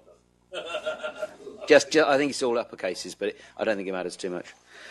Okay, well, finally, I'd like to... Excellent. I'd like to hand you over to partner Thomas Power. Some of you I know Thomas. Thomas has got quite an interesting background. He actually set up something called eCademy, which some of you, I'm sure, are members or were members. It was the precursor to LinkedIn. Unfortunately, Thomas decided to start charging for it, and went from a business which was worth a considerable amount of money to, unfortunately, LinkedIn came and gobbled you up because it had a lot of cash. So he's got some really interesting insight and thoughts where he sees parallels, as you see from his title slide, And we've been talking together over the last year, and certainly the last 3 or 4 months, been putting together some thoughts and ideas of how we see tokens and token generation events developing and creating what we believe is a new asset class. Thomas is going to touch on, if you like, some of the thoughts and ideas that we've got for ICOs, the crypto economy as a whole, and how it could impact on actually all of us in this room and actually in London. So, Thomas. Thank you, Jonny. First of all, let's celebrate the bubble that we're in. Because tonight we've had fear, handcuffs, jail, and lastly, Nostrum really taking the biscuit. One of the things about bubbles that I like is bubbles educate markets. And we are being educated by this bubble. Now, if you go back in time and you remember the dot-com times, and we can all remember the dot-com times, and we now have permission to use the word shitcoin. Back then we weren't able to say shitcom for all the dot-coms, but now we can say crap is crap. If you look at the shift in the markets, if you look at the peak of the FTSE, the end of 1999, 6,900. You look at it today, 7,700. You look at the Dow, the peak, March 2000, 10,000. The Dow today, 26,000, up 2.5 times. Donald Trump claiming credit for all of that on his tweets, done by a very good friend of mine, Dan Scavino. And then you see the NASDAQ peaking at 5,000, now at 7,200. We are seeing a replica of .com as .coin. So you're in the bubble, enjoy the ride, enjoy the hype, just go with the flow, come to all these lovely events, network, and you can talk bollocks as much as you wish.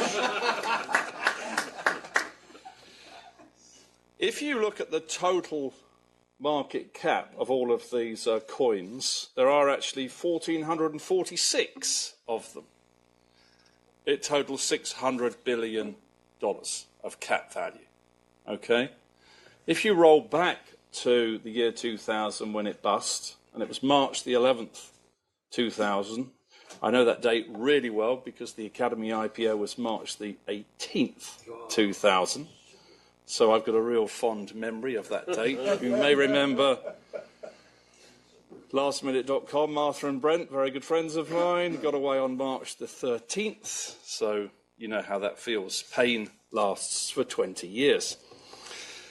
If you look at the scale of the bust of the .com, it bust at $1.7 trillion.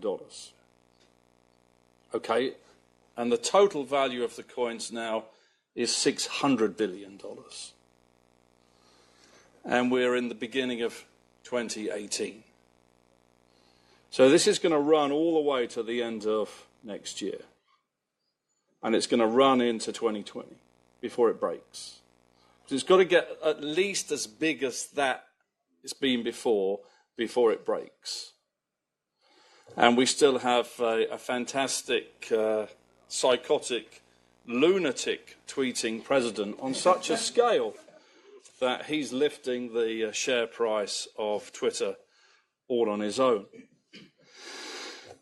Now, one of the things I want you to do is study particular individuals who really do know what's going on. And there's very, very few of them. And I'm a big Twitterer, as you know. And one of them is an Indian-American guy called Naval Ravikant.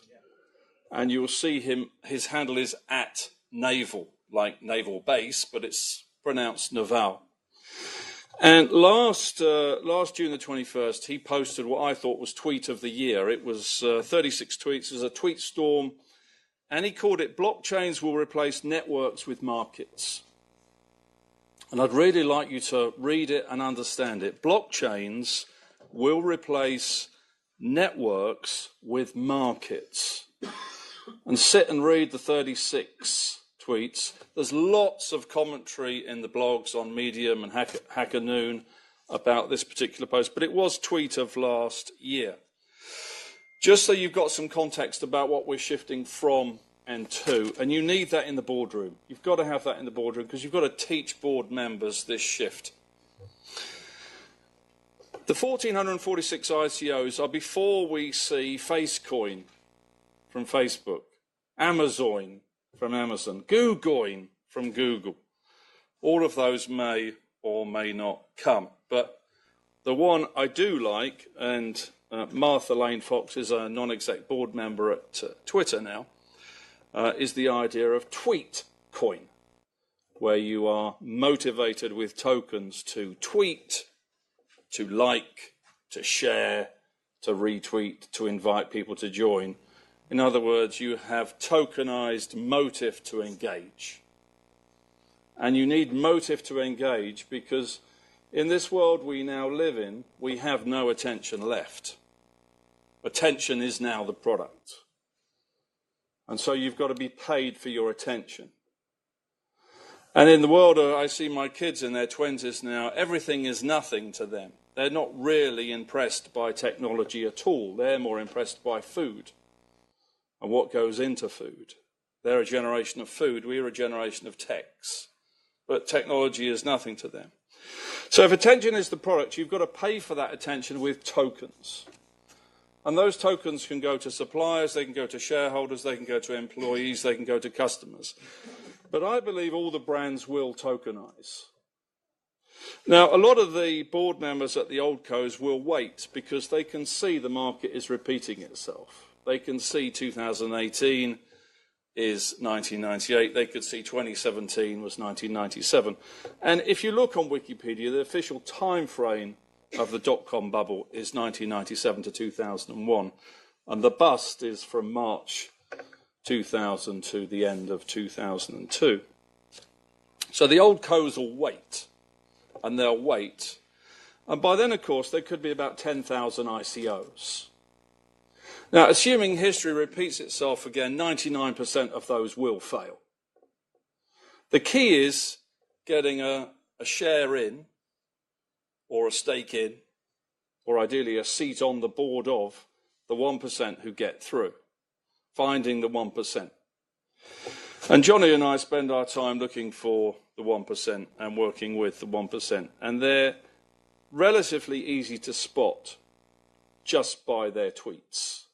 Because most people on Twitter don't really have any skills whatsoever. Now, as this starts to scale, we've seen the tweets from the SEC, and tonight we've seen the tweets from the IRS. They're coming for everybody, the IRS, as they would, because they want their capital gain. And whether you treat it as an income or a capital gain, when you liquidate that token, you've got to pay a tax on it. So for those of you who are hiding out there, they're coming for you. And you know they are. So the SEC and the IRS will effectively create for Martin here the RCO, the regulated coin offering, which will be no different to a posh ICO, or almost an IPO, and the world of acronyms can continue. But who is really getting hurt here is the VC. It's the VC because seed is effectively Series A, and the ICO is Series B. And that's where the VC comes in after family and friends and seed. So it's the VC who's under attack. It's the VC who's missing the opportunity. It's the VC who's missed those 1,446 assets. And even if 99% of them do fail, it's the VC that's being attacked. And the bootstrapped emerging startup tokenized companies are very, very fascinating. If you look at David Siegel at Pillar Wallets, the Pillar project, David did his ICO between April, May, June and July of last year. He raised 115,000 Ether. Now, when he raised that 115,000 Ether, those tokens at Ethereum were worth, say, $200, maybe $300. Last week, they were worth $1,400. Today, they're worth $800. Effectively, he's got 10 years of working capital to play with a very small team. And that's quite unusual, because that's the big difference with .com. The capital went down, but the value of the capital here is going up. And because the value of the token is rising in the case of Ethereum, which is effectively the killer app of Ethereum is the ICO, because the value of the capital is going up and you don't want to liquidate for the tax man, people are using volunteers. People are being more frugal. So because the value is rising, you're more frugal, which is quite interesting. Because it's the reverse behavior of .com. And we haven't seen that kind of behavior before. Also, because you've got a tokenized army supporting you, primarily in Telegram groups. Telegram groups can hold 30,000 people in a group. Gary's a great exponent of those and has got Jonny and I onto those. If you can only have 256 members in a WhatsApp group, Telegram can have 30,000. Somebody like ShipChain has now got, that's with a P, ShipChain has got 27,000 members in that new token at ShipChain. One Simple Token has 9,500 members. So these members, these token holders, become the zealots. They become the social army. They become like the Academy members. They're building the operation for you. Effectively, the community is coming first and the commerce is coming second. And you don't have that with an IPO. Because when you create your IPO capital, if you look at AIM, where you've seen lots of assets raised between 20 and 100 million, once they drop back down below 50 million market cap, as Jonny calls them, they tend to become like zombies and can't get any more capital. And a lot of the AIM assets are dead, dormant zombies. You don't have that with the token companies. But then it still comes back to the board members on those token codes, the strategy and the platform they're building, the mousetrap they're building. I think what's interesting is when you think about how you motivate token holders, because if attention is the product, you always want to be motivating them. One of the things that Jason Goldberg has done, who's the CEO at One Simple Token, which is $OST, if you want to find it, who I think is the pick of the bunch of the ones that we've met so far, and we've met about 100 of them, is he's motivating his token holders in his Telegram group with bonus tokens for activity. So he's bonusing people for tweets, posts, blogs, videos, social media activity. He's bonusing people for introductions to large organizations. He's motivating his fans, his zealots, whatever you want to call that community, to push opportunities his way. And I think that's very clever. And those tokens are coming out every month. So you're motivated to do it all the time. And he's spread the release of those tokens over 24 months. And I think that's particularly clever. And as I say, he's the pick of the bunch for me. Now,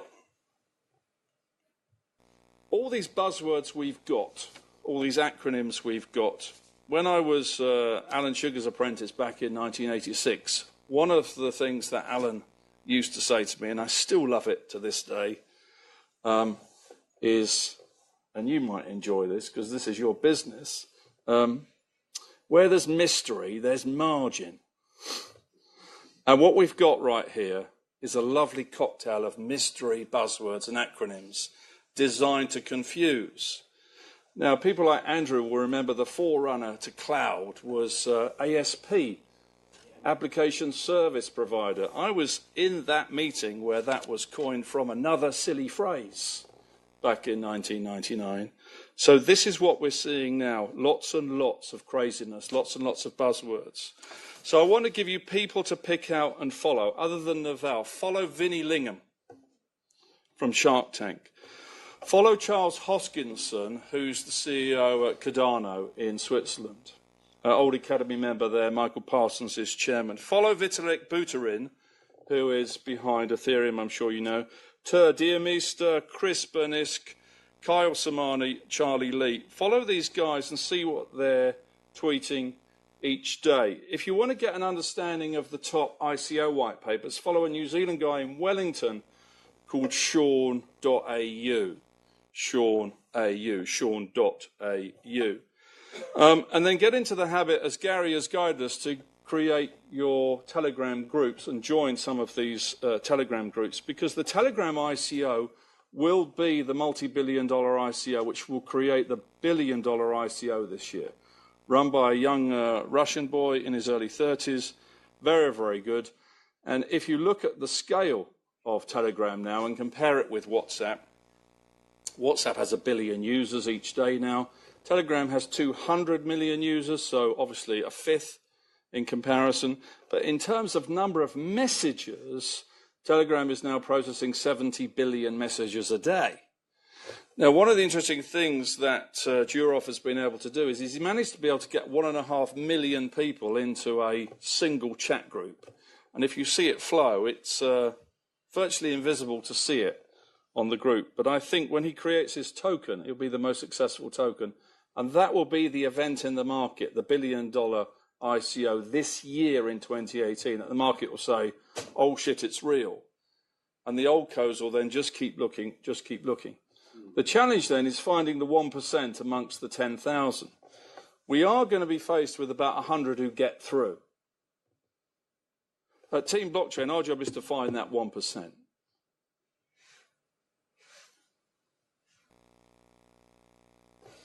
And now I think it's time for questions. Thank you, Thomas. Okay, so we've got sort of time for we'll try and finish at 8:05. Because I appreciate it's getting on a little bit, and some of you have come quite a way. You haven't got to go out to Holland tonight, I hope, Alex? No? Okay. So I just touching on what Thomas said there, there's actually 638 quoted companies in the UK that are capitalised between 2 and 50 million on AIM and FTSE fledgling. So maybe that could be a target market for your quoted companies. Some of the other things which just worth sharing with you, we've spoken to a number of ICOs that have raised north of 20 million, worth anywhere between 50 and 100 million today. And we've gone along and had a chat with them about various different things and said, well, you never disclose anything about your tax. What tax? You've raised money. You raised 20 million. In the UK, it's sort of roughly 20%. Somewhere like Gibraltar, it's 10%. There's nothing about you paying tax. No, I don't have to pay tax, do I? I've raised capital. So there's a huge amount of naivety, and there's a lot of problems out there. And I, to some extent, I feel we might have frightened some people about whole ICO market, which in some ways is a good thing because we need a bit of reality check. To answer the guy at the back talking about blockchain, you're absolutely right. Blockchain, there's a lot of people looking for a solution, looking for a problem to sort of fit to blockchain. And that's just not the case at all. And the same with ICOs, as Martin's pointed out and Alex has pointed, it's not appropriate. I think it's particularly interesting what Nordstrom are doing in terms of doing an ICO and an IPO within 6 months of each other, and I wouldn't be at all surprised if we see more of that. But I'd like to hand it over to the floor. Does anyone have any particular questions that you'd like to address any of us? Just very briefly, Jonny, on that tax thing, what percentage of the 100 that you've spoken to would have that level of naivety? I would say 20%. 20%. Yes, Tina, hi. Hi, Tina. Thank you. My name is Tina Fotherby. I've got a question for Thomas, who I know has a very sharp experience of the dot-com bubble. Painfully sharp. Yes, exactly. I'd be interested to know, please, if you are more optimistic about the future with ICOs and blockchain, etc., than you were at a similar timescale in relation to the dot-com bubble. It's a great question, and yes, I am. The reason I'm so fascinated by tokenization is because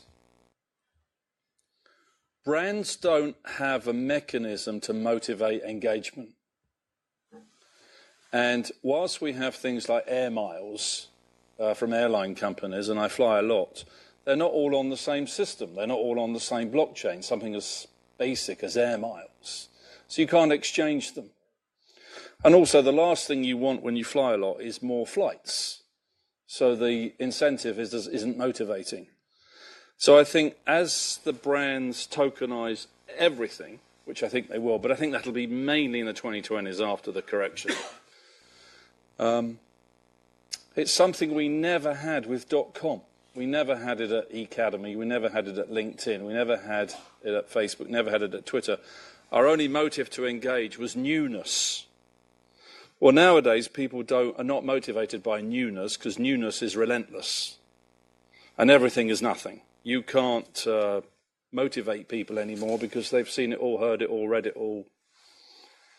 And so the idea of paying for attention, and attention being the product paid for by tokens, is right up Brand Street. And so I see that as mainstream mid-2020s. So I'm very optimistic, much more so, I would say, than .com, even though I'm obviously 20 years worse off. Okay, has anyone else got any questions? Yeah, Marcus. Paul, thank you very much for the presentation. How is it different, similar to Real or Atlant or any of the others? So I'm not sure. So I think of Rail and Atlant, I think I looked at their documents a while back. Are they classifying themselves as security tokens? I'm not sure they are, and it's. I think as the SEC started making pronouncements about security tokens, and then they started, arresting people or sort of getting, really sort of showing their teeth. I think a lot of the players that were looking to do asset-backed tokens just stopped, and even the lawyers weren't able to be convinced to put disclaimers in to stop them doing it. But I think in our case, it's a security token right from the very start. We're plugging it into a trading ecosystem with products, and the idea is just to make real estate liquid, just completely ease everyone's lives, change the way that you buy products, and that to do that, you've got to start in the right place, which is it's a regulated entity. We're going to build it up so it can scale. So it's maybe just the ambition we've got with our particular tokens a bit different because of the ecosystem around it. I think you might be right, because I haven't heard from them from quite a while, and no updates on their website, so I think you might be spot on there. Thank you. Any other questions? Yeah, lady there. Hi, another question for Paul. Who, what, or how the FMB is derived at the time of entry, or more so when you're liquidating your stock? Sorry, how it the fair market value. Yeah. So we've developed an algorithm to value the real estate, which is simply it's a market guide price. It's like an equity research consensus price, where we use the same sort of techniques that a surveyor would use, that you might see, Zoopla in the way it calculates its valuations. It's based on comparable transactions, historical deals for sale properties, and we use a bit of AI to estimate what properties are worth around it, and that is the guide price. And we say to someone, look, you're looking to, you've built up some equity in the property, you're thinking of moving because you've changed jobs. Do you accept this valuation? And they can go and second guess that on by going on Zoopla. They can do their own research, but it's based on the way people would calculate properties if they were left to do it themselves. And that sort of guide price, if you don't accept it, then you go to, you can appoint a surveyor. A surveyor will come in and do exactly the same thing, pretty much, and come up with a price, and we'll go with that surveyor's price. So it's just important that there's an independent mechanism for establishing a fair price for the asset. The man in the front. Hi, Jan Marson. Question for Martin. The exchanges at the moment are trading, as we just heard, thousands or tens of thousands of coins. How many of them will retrospectively be affected by looking at the coins and seeing there actually are securities rather than just tokens of exchange? And subsequent question, what's going to happen to those exchanges at that point? Well, a little bit, as I think Paul touched on as well. I mean, the question is, what are you authorised to be able to trade on your exchange? In the early days, I mean, the exchanges were being set up without any authorisations whatsoever. Gradually over time, most of the exchanges are moving towards being authorised. So the question is, what are they authorised to do, on what basis? So it depends on, if you're an unauthorised exchange that's operating in the market, you're effectively operating illegally if you've not got the authorisation to effect those transactions. which case you could obviously be shut down. You can be responsible for making reimbursement payments and ultimately criminally liable. And again, the point I keep trying, I'm really not trying to frighten people. I'm trying to get people to actually understand the seriousness of the place that we're in. There's a lot of business that gets done where you don't, if you get it wrong, you might get sued and you might have a damages claim, or there might be a fight in court over what you did or what you said. This is a place where if you get it wrong and people want to go after you for it, you can go to jail, and that's the only point I want to try and get people to be aware of. And it didn't, in the early days, it didn't matter because it was a game. A lot of people were doing this. They thought, oh, it's kind of pretend money. It's like monopoly money, isn't it? We put a few pounds into some Bitcoin, and suddenly they were worth £1 million. So now I'll put £1 million into doing X, Y, and Z, and actually there's nothing in substance of that in that company. But I didn't really lose that money because it wasn't real money anyway. It's all monopoly money. That's not where we are now. We've got a lot. We do have proper institutions that are coming into the space. We do have proper funds that are in the space. They're managing proper people's real money. We've got real investment going in at really significant levels. And when people get it wrong, they're not just going to get sued for, we thought you were, we want our money back. It's, how on earth were you doing an illegal activity and manipulating this market and taking money from all these innocent people? And who's going to enforce this against you? So the question was, what percentage are going to jail? Yeah. The exchanges are moving towards being regular. Obviously, it's always the same. If you're a startup with no money behind you, but you think you've got a good idea, you kind of convince yourself that, if I just go ahead and do this, who's going to get hurt? There's no problem with doing this. As soon as you become big enough to actually have some assets behind you, they do get lawyers to advise them, you can't be doing this. You've got to stop doing this. You have to do this. So gradually, as the exchanges have become more relevant, they have become more sophisticated, and that's that maturing of this market. So they are getting advice, and they are being regulated going forward. And that's what we're seeing across the market. There'll be bigger players with more assets that are doing more sophisticated business, but are properly advised. And it doesn't have to cost millions. It doesn't have to cost hundreds of thousands to get advice on this stuff. I just want to put that to one side. It depends on what the business is that you're doing. Some of it is highly complex, but some of it is relatively straightforward. So it does depend on what you're what you're doing, how many jurisdictions are involved, who you having discussions with, what's your plan, how's it working, who are you talking to, how are you structuring the offer. Yes, gentlemen. Yep. Yeah, just actually a follow-on from that really is that I can see how the regulation can affect the exchanges and it's got a target, but how does that impact the distributed or decentralized trading platforms where there's no owner effectively? It's just their own blockchains. Yeah, so there's no one to go after, basically. I think the regulators will always try and find someone to go after. Now, how that is going to work is interesting because already we have.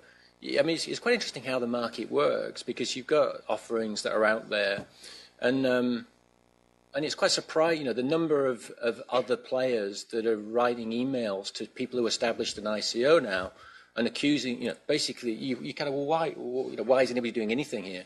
But you've got these interested participants, let's call them, who are not regulators necessarily. They're just individuals, businesses out there who are somehow affronted by what somebody has done. And, they're trying to get these things shut down. I think in any of these cases, somebody will write to the relevant regulator, if you can find the relevant regulator, and the regulator will take a view as to whether they think that this is something that needs to be shut down or not, and then we'll take measures to shut it down. All blockchain, there are a lot of legal issues around smart contracts. There's a lot of debate around who's responsible for an action that takes effect as a result of a smart contract instruction. But I think that they will trace that through to who ultimately was taking responsibility or should have had responsibility for whatever action was propagated. Who was making the inducement? Who was making the offer? Who was encouraging? Who's advising? If there is nobody, then it's going to be hard to do. You just shut down the technology. But usually there will be somebody behind this who is making money from one of those activities, which is what is the regulated piece of the puzzle. Yeah, Leo. Hi. Quick question for Martin. First of all, thank you for your presentation. Say you are a company who would like to do an ICO and issue a security token. Say you'd like to target, in theory, as many countries as possible. Okay. Where on Earth today is the best location to do that, and why? I mean, to create the company to issue the tokens. Do you want to jump in on that, or? I mean, what I would say on that is, I mean, I get asked that question pretty much every time anybody picks it. Yeah, every time I answer the phone to somebody who's interested in doing an ICO. You know, I could go through all the list of all the jurisdictions where people tend to think. You love your chart. Yeah, and that was just listing where people are doing things. But you know, you could go through Gibraltar, you could go through Switzerland and Zug, you could go through Malta, you could explain why people are picking those jurisdictions. You know, my own view, or what's happening in the US. My own view is that if you look at Europe, the securities law is essentially based on a single set of rules because of the way the EU works. There are differences, but it's basically a single regulatory regime that applies across the EU. We've already heard. I mean, Paul went into the FCA. I've been into the FCA. You know, their attitude is actually quite encouraging, surprisingly, once you actually talk with them. So if I was doing an ICO that I thought was a serious ICO, you know, I'd want to have a regulator who I thought really understood and wasn't frightened by the technology or the product. Because all it is it's a digital representation of one of the types of securities that we currently work with day in and day out. So you want somebody who is not concerned about the mere fact that it's digitalized and that you've got an infrastructure which is built around being able to operate within that securities regime. So personally, I would go for a more established regime which understands and is willing to adapt to or encourage the adaptation of that technology. But, I mean, my but in all of this is regulation shouldn't be the driver of what the business is. And that's part of the reason why this has all gone a bit, it's all a bit of a strange question in the first place, because, you know, if the regulation is the main driver of what you're doing, it takes me right back to that first question I put on that chart, which is, what's the business opportunity and the business structure that we're trying to, what would be the optimum, what's the optimum business structure for this market opportunity? And that partly is, where are the customers? Where is the management? Where are where are you trying to sell the services? Say it's global. I know it's difficult, but if you were to choose one or two today? Yeah, I mean, again, so you might look at, well, where are the money flows going to be? What's the tax? Where are the investors going to be based? Global. As global as possible. So the lawyer has difficulty answering this question. You know, from experience, you know, we tell our companies, don't go to Paradise Papers type companies.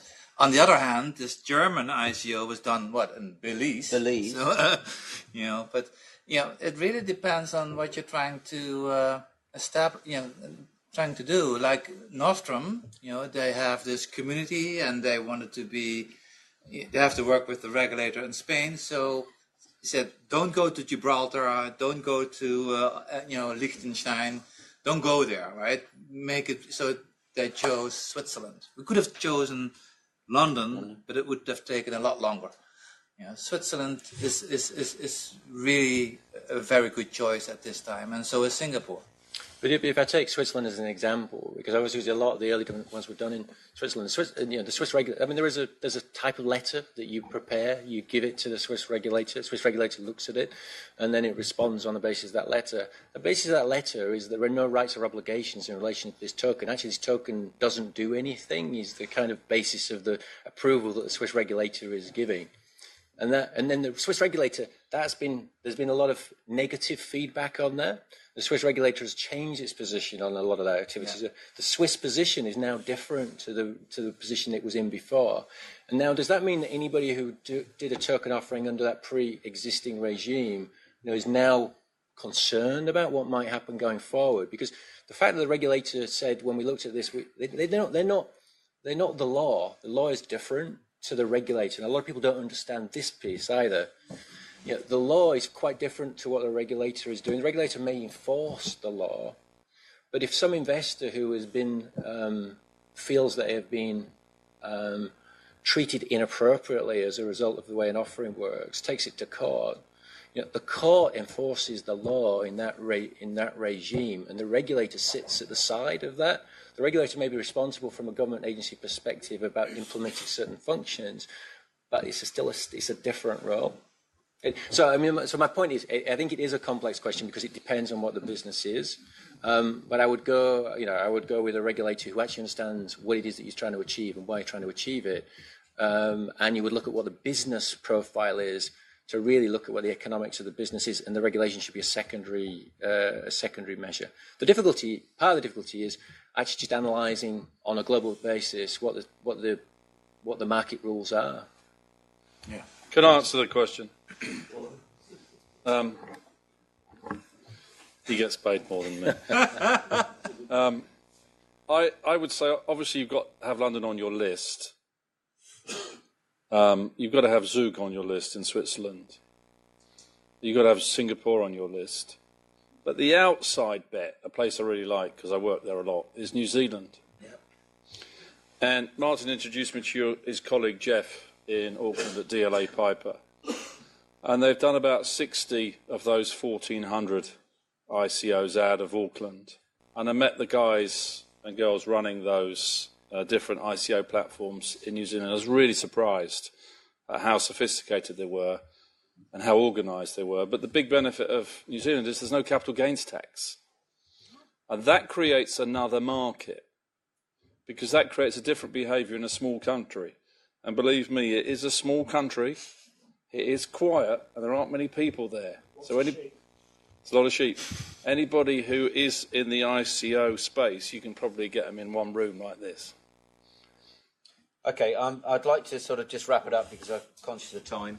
Thank you for all coming. And if you can all show your thanks to fellow speakers for this evening.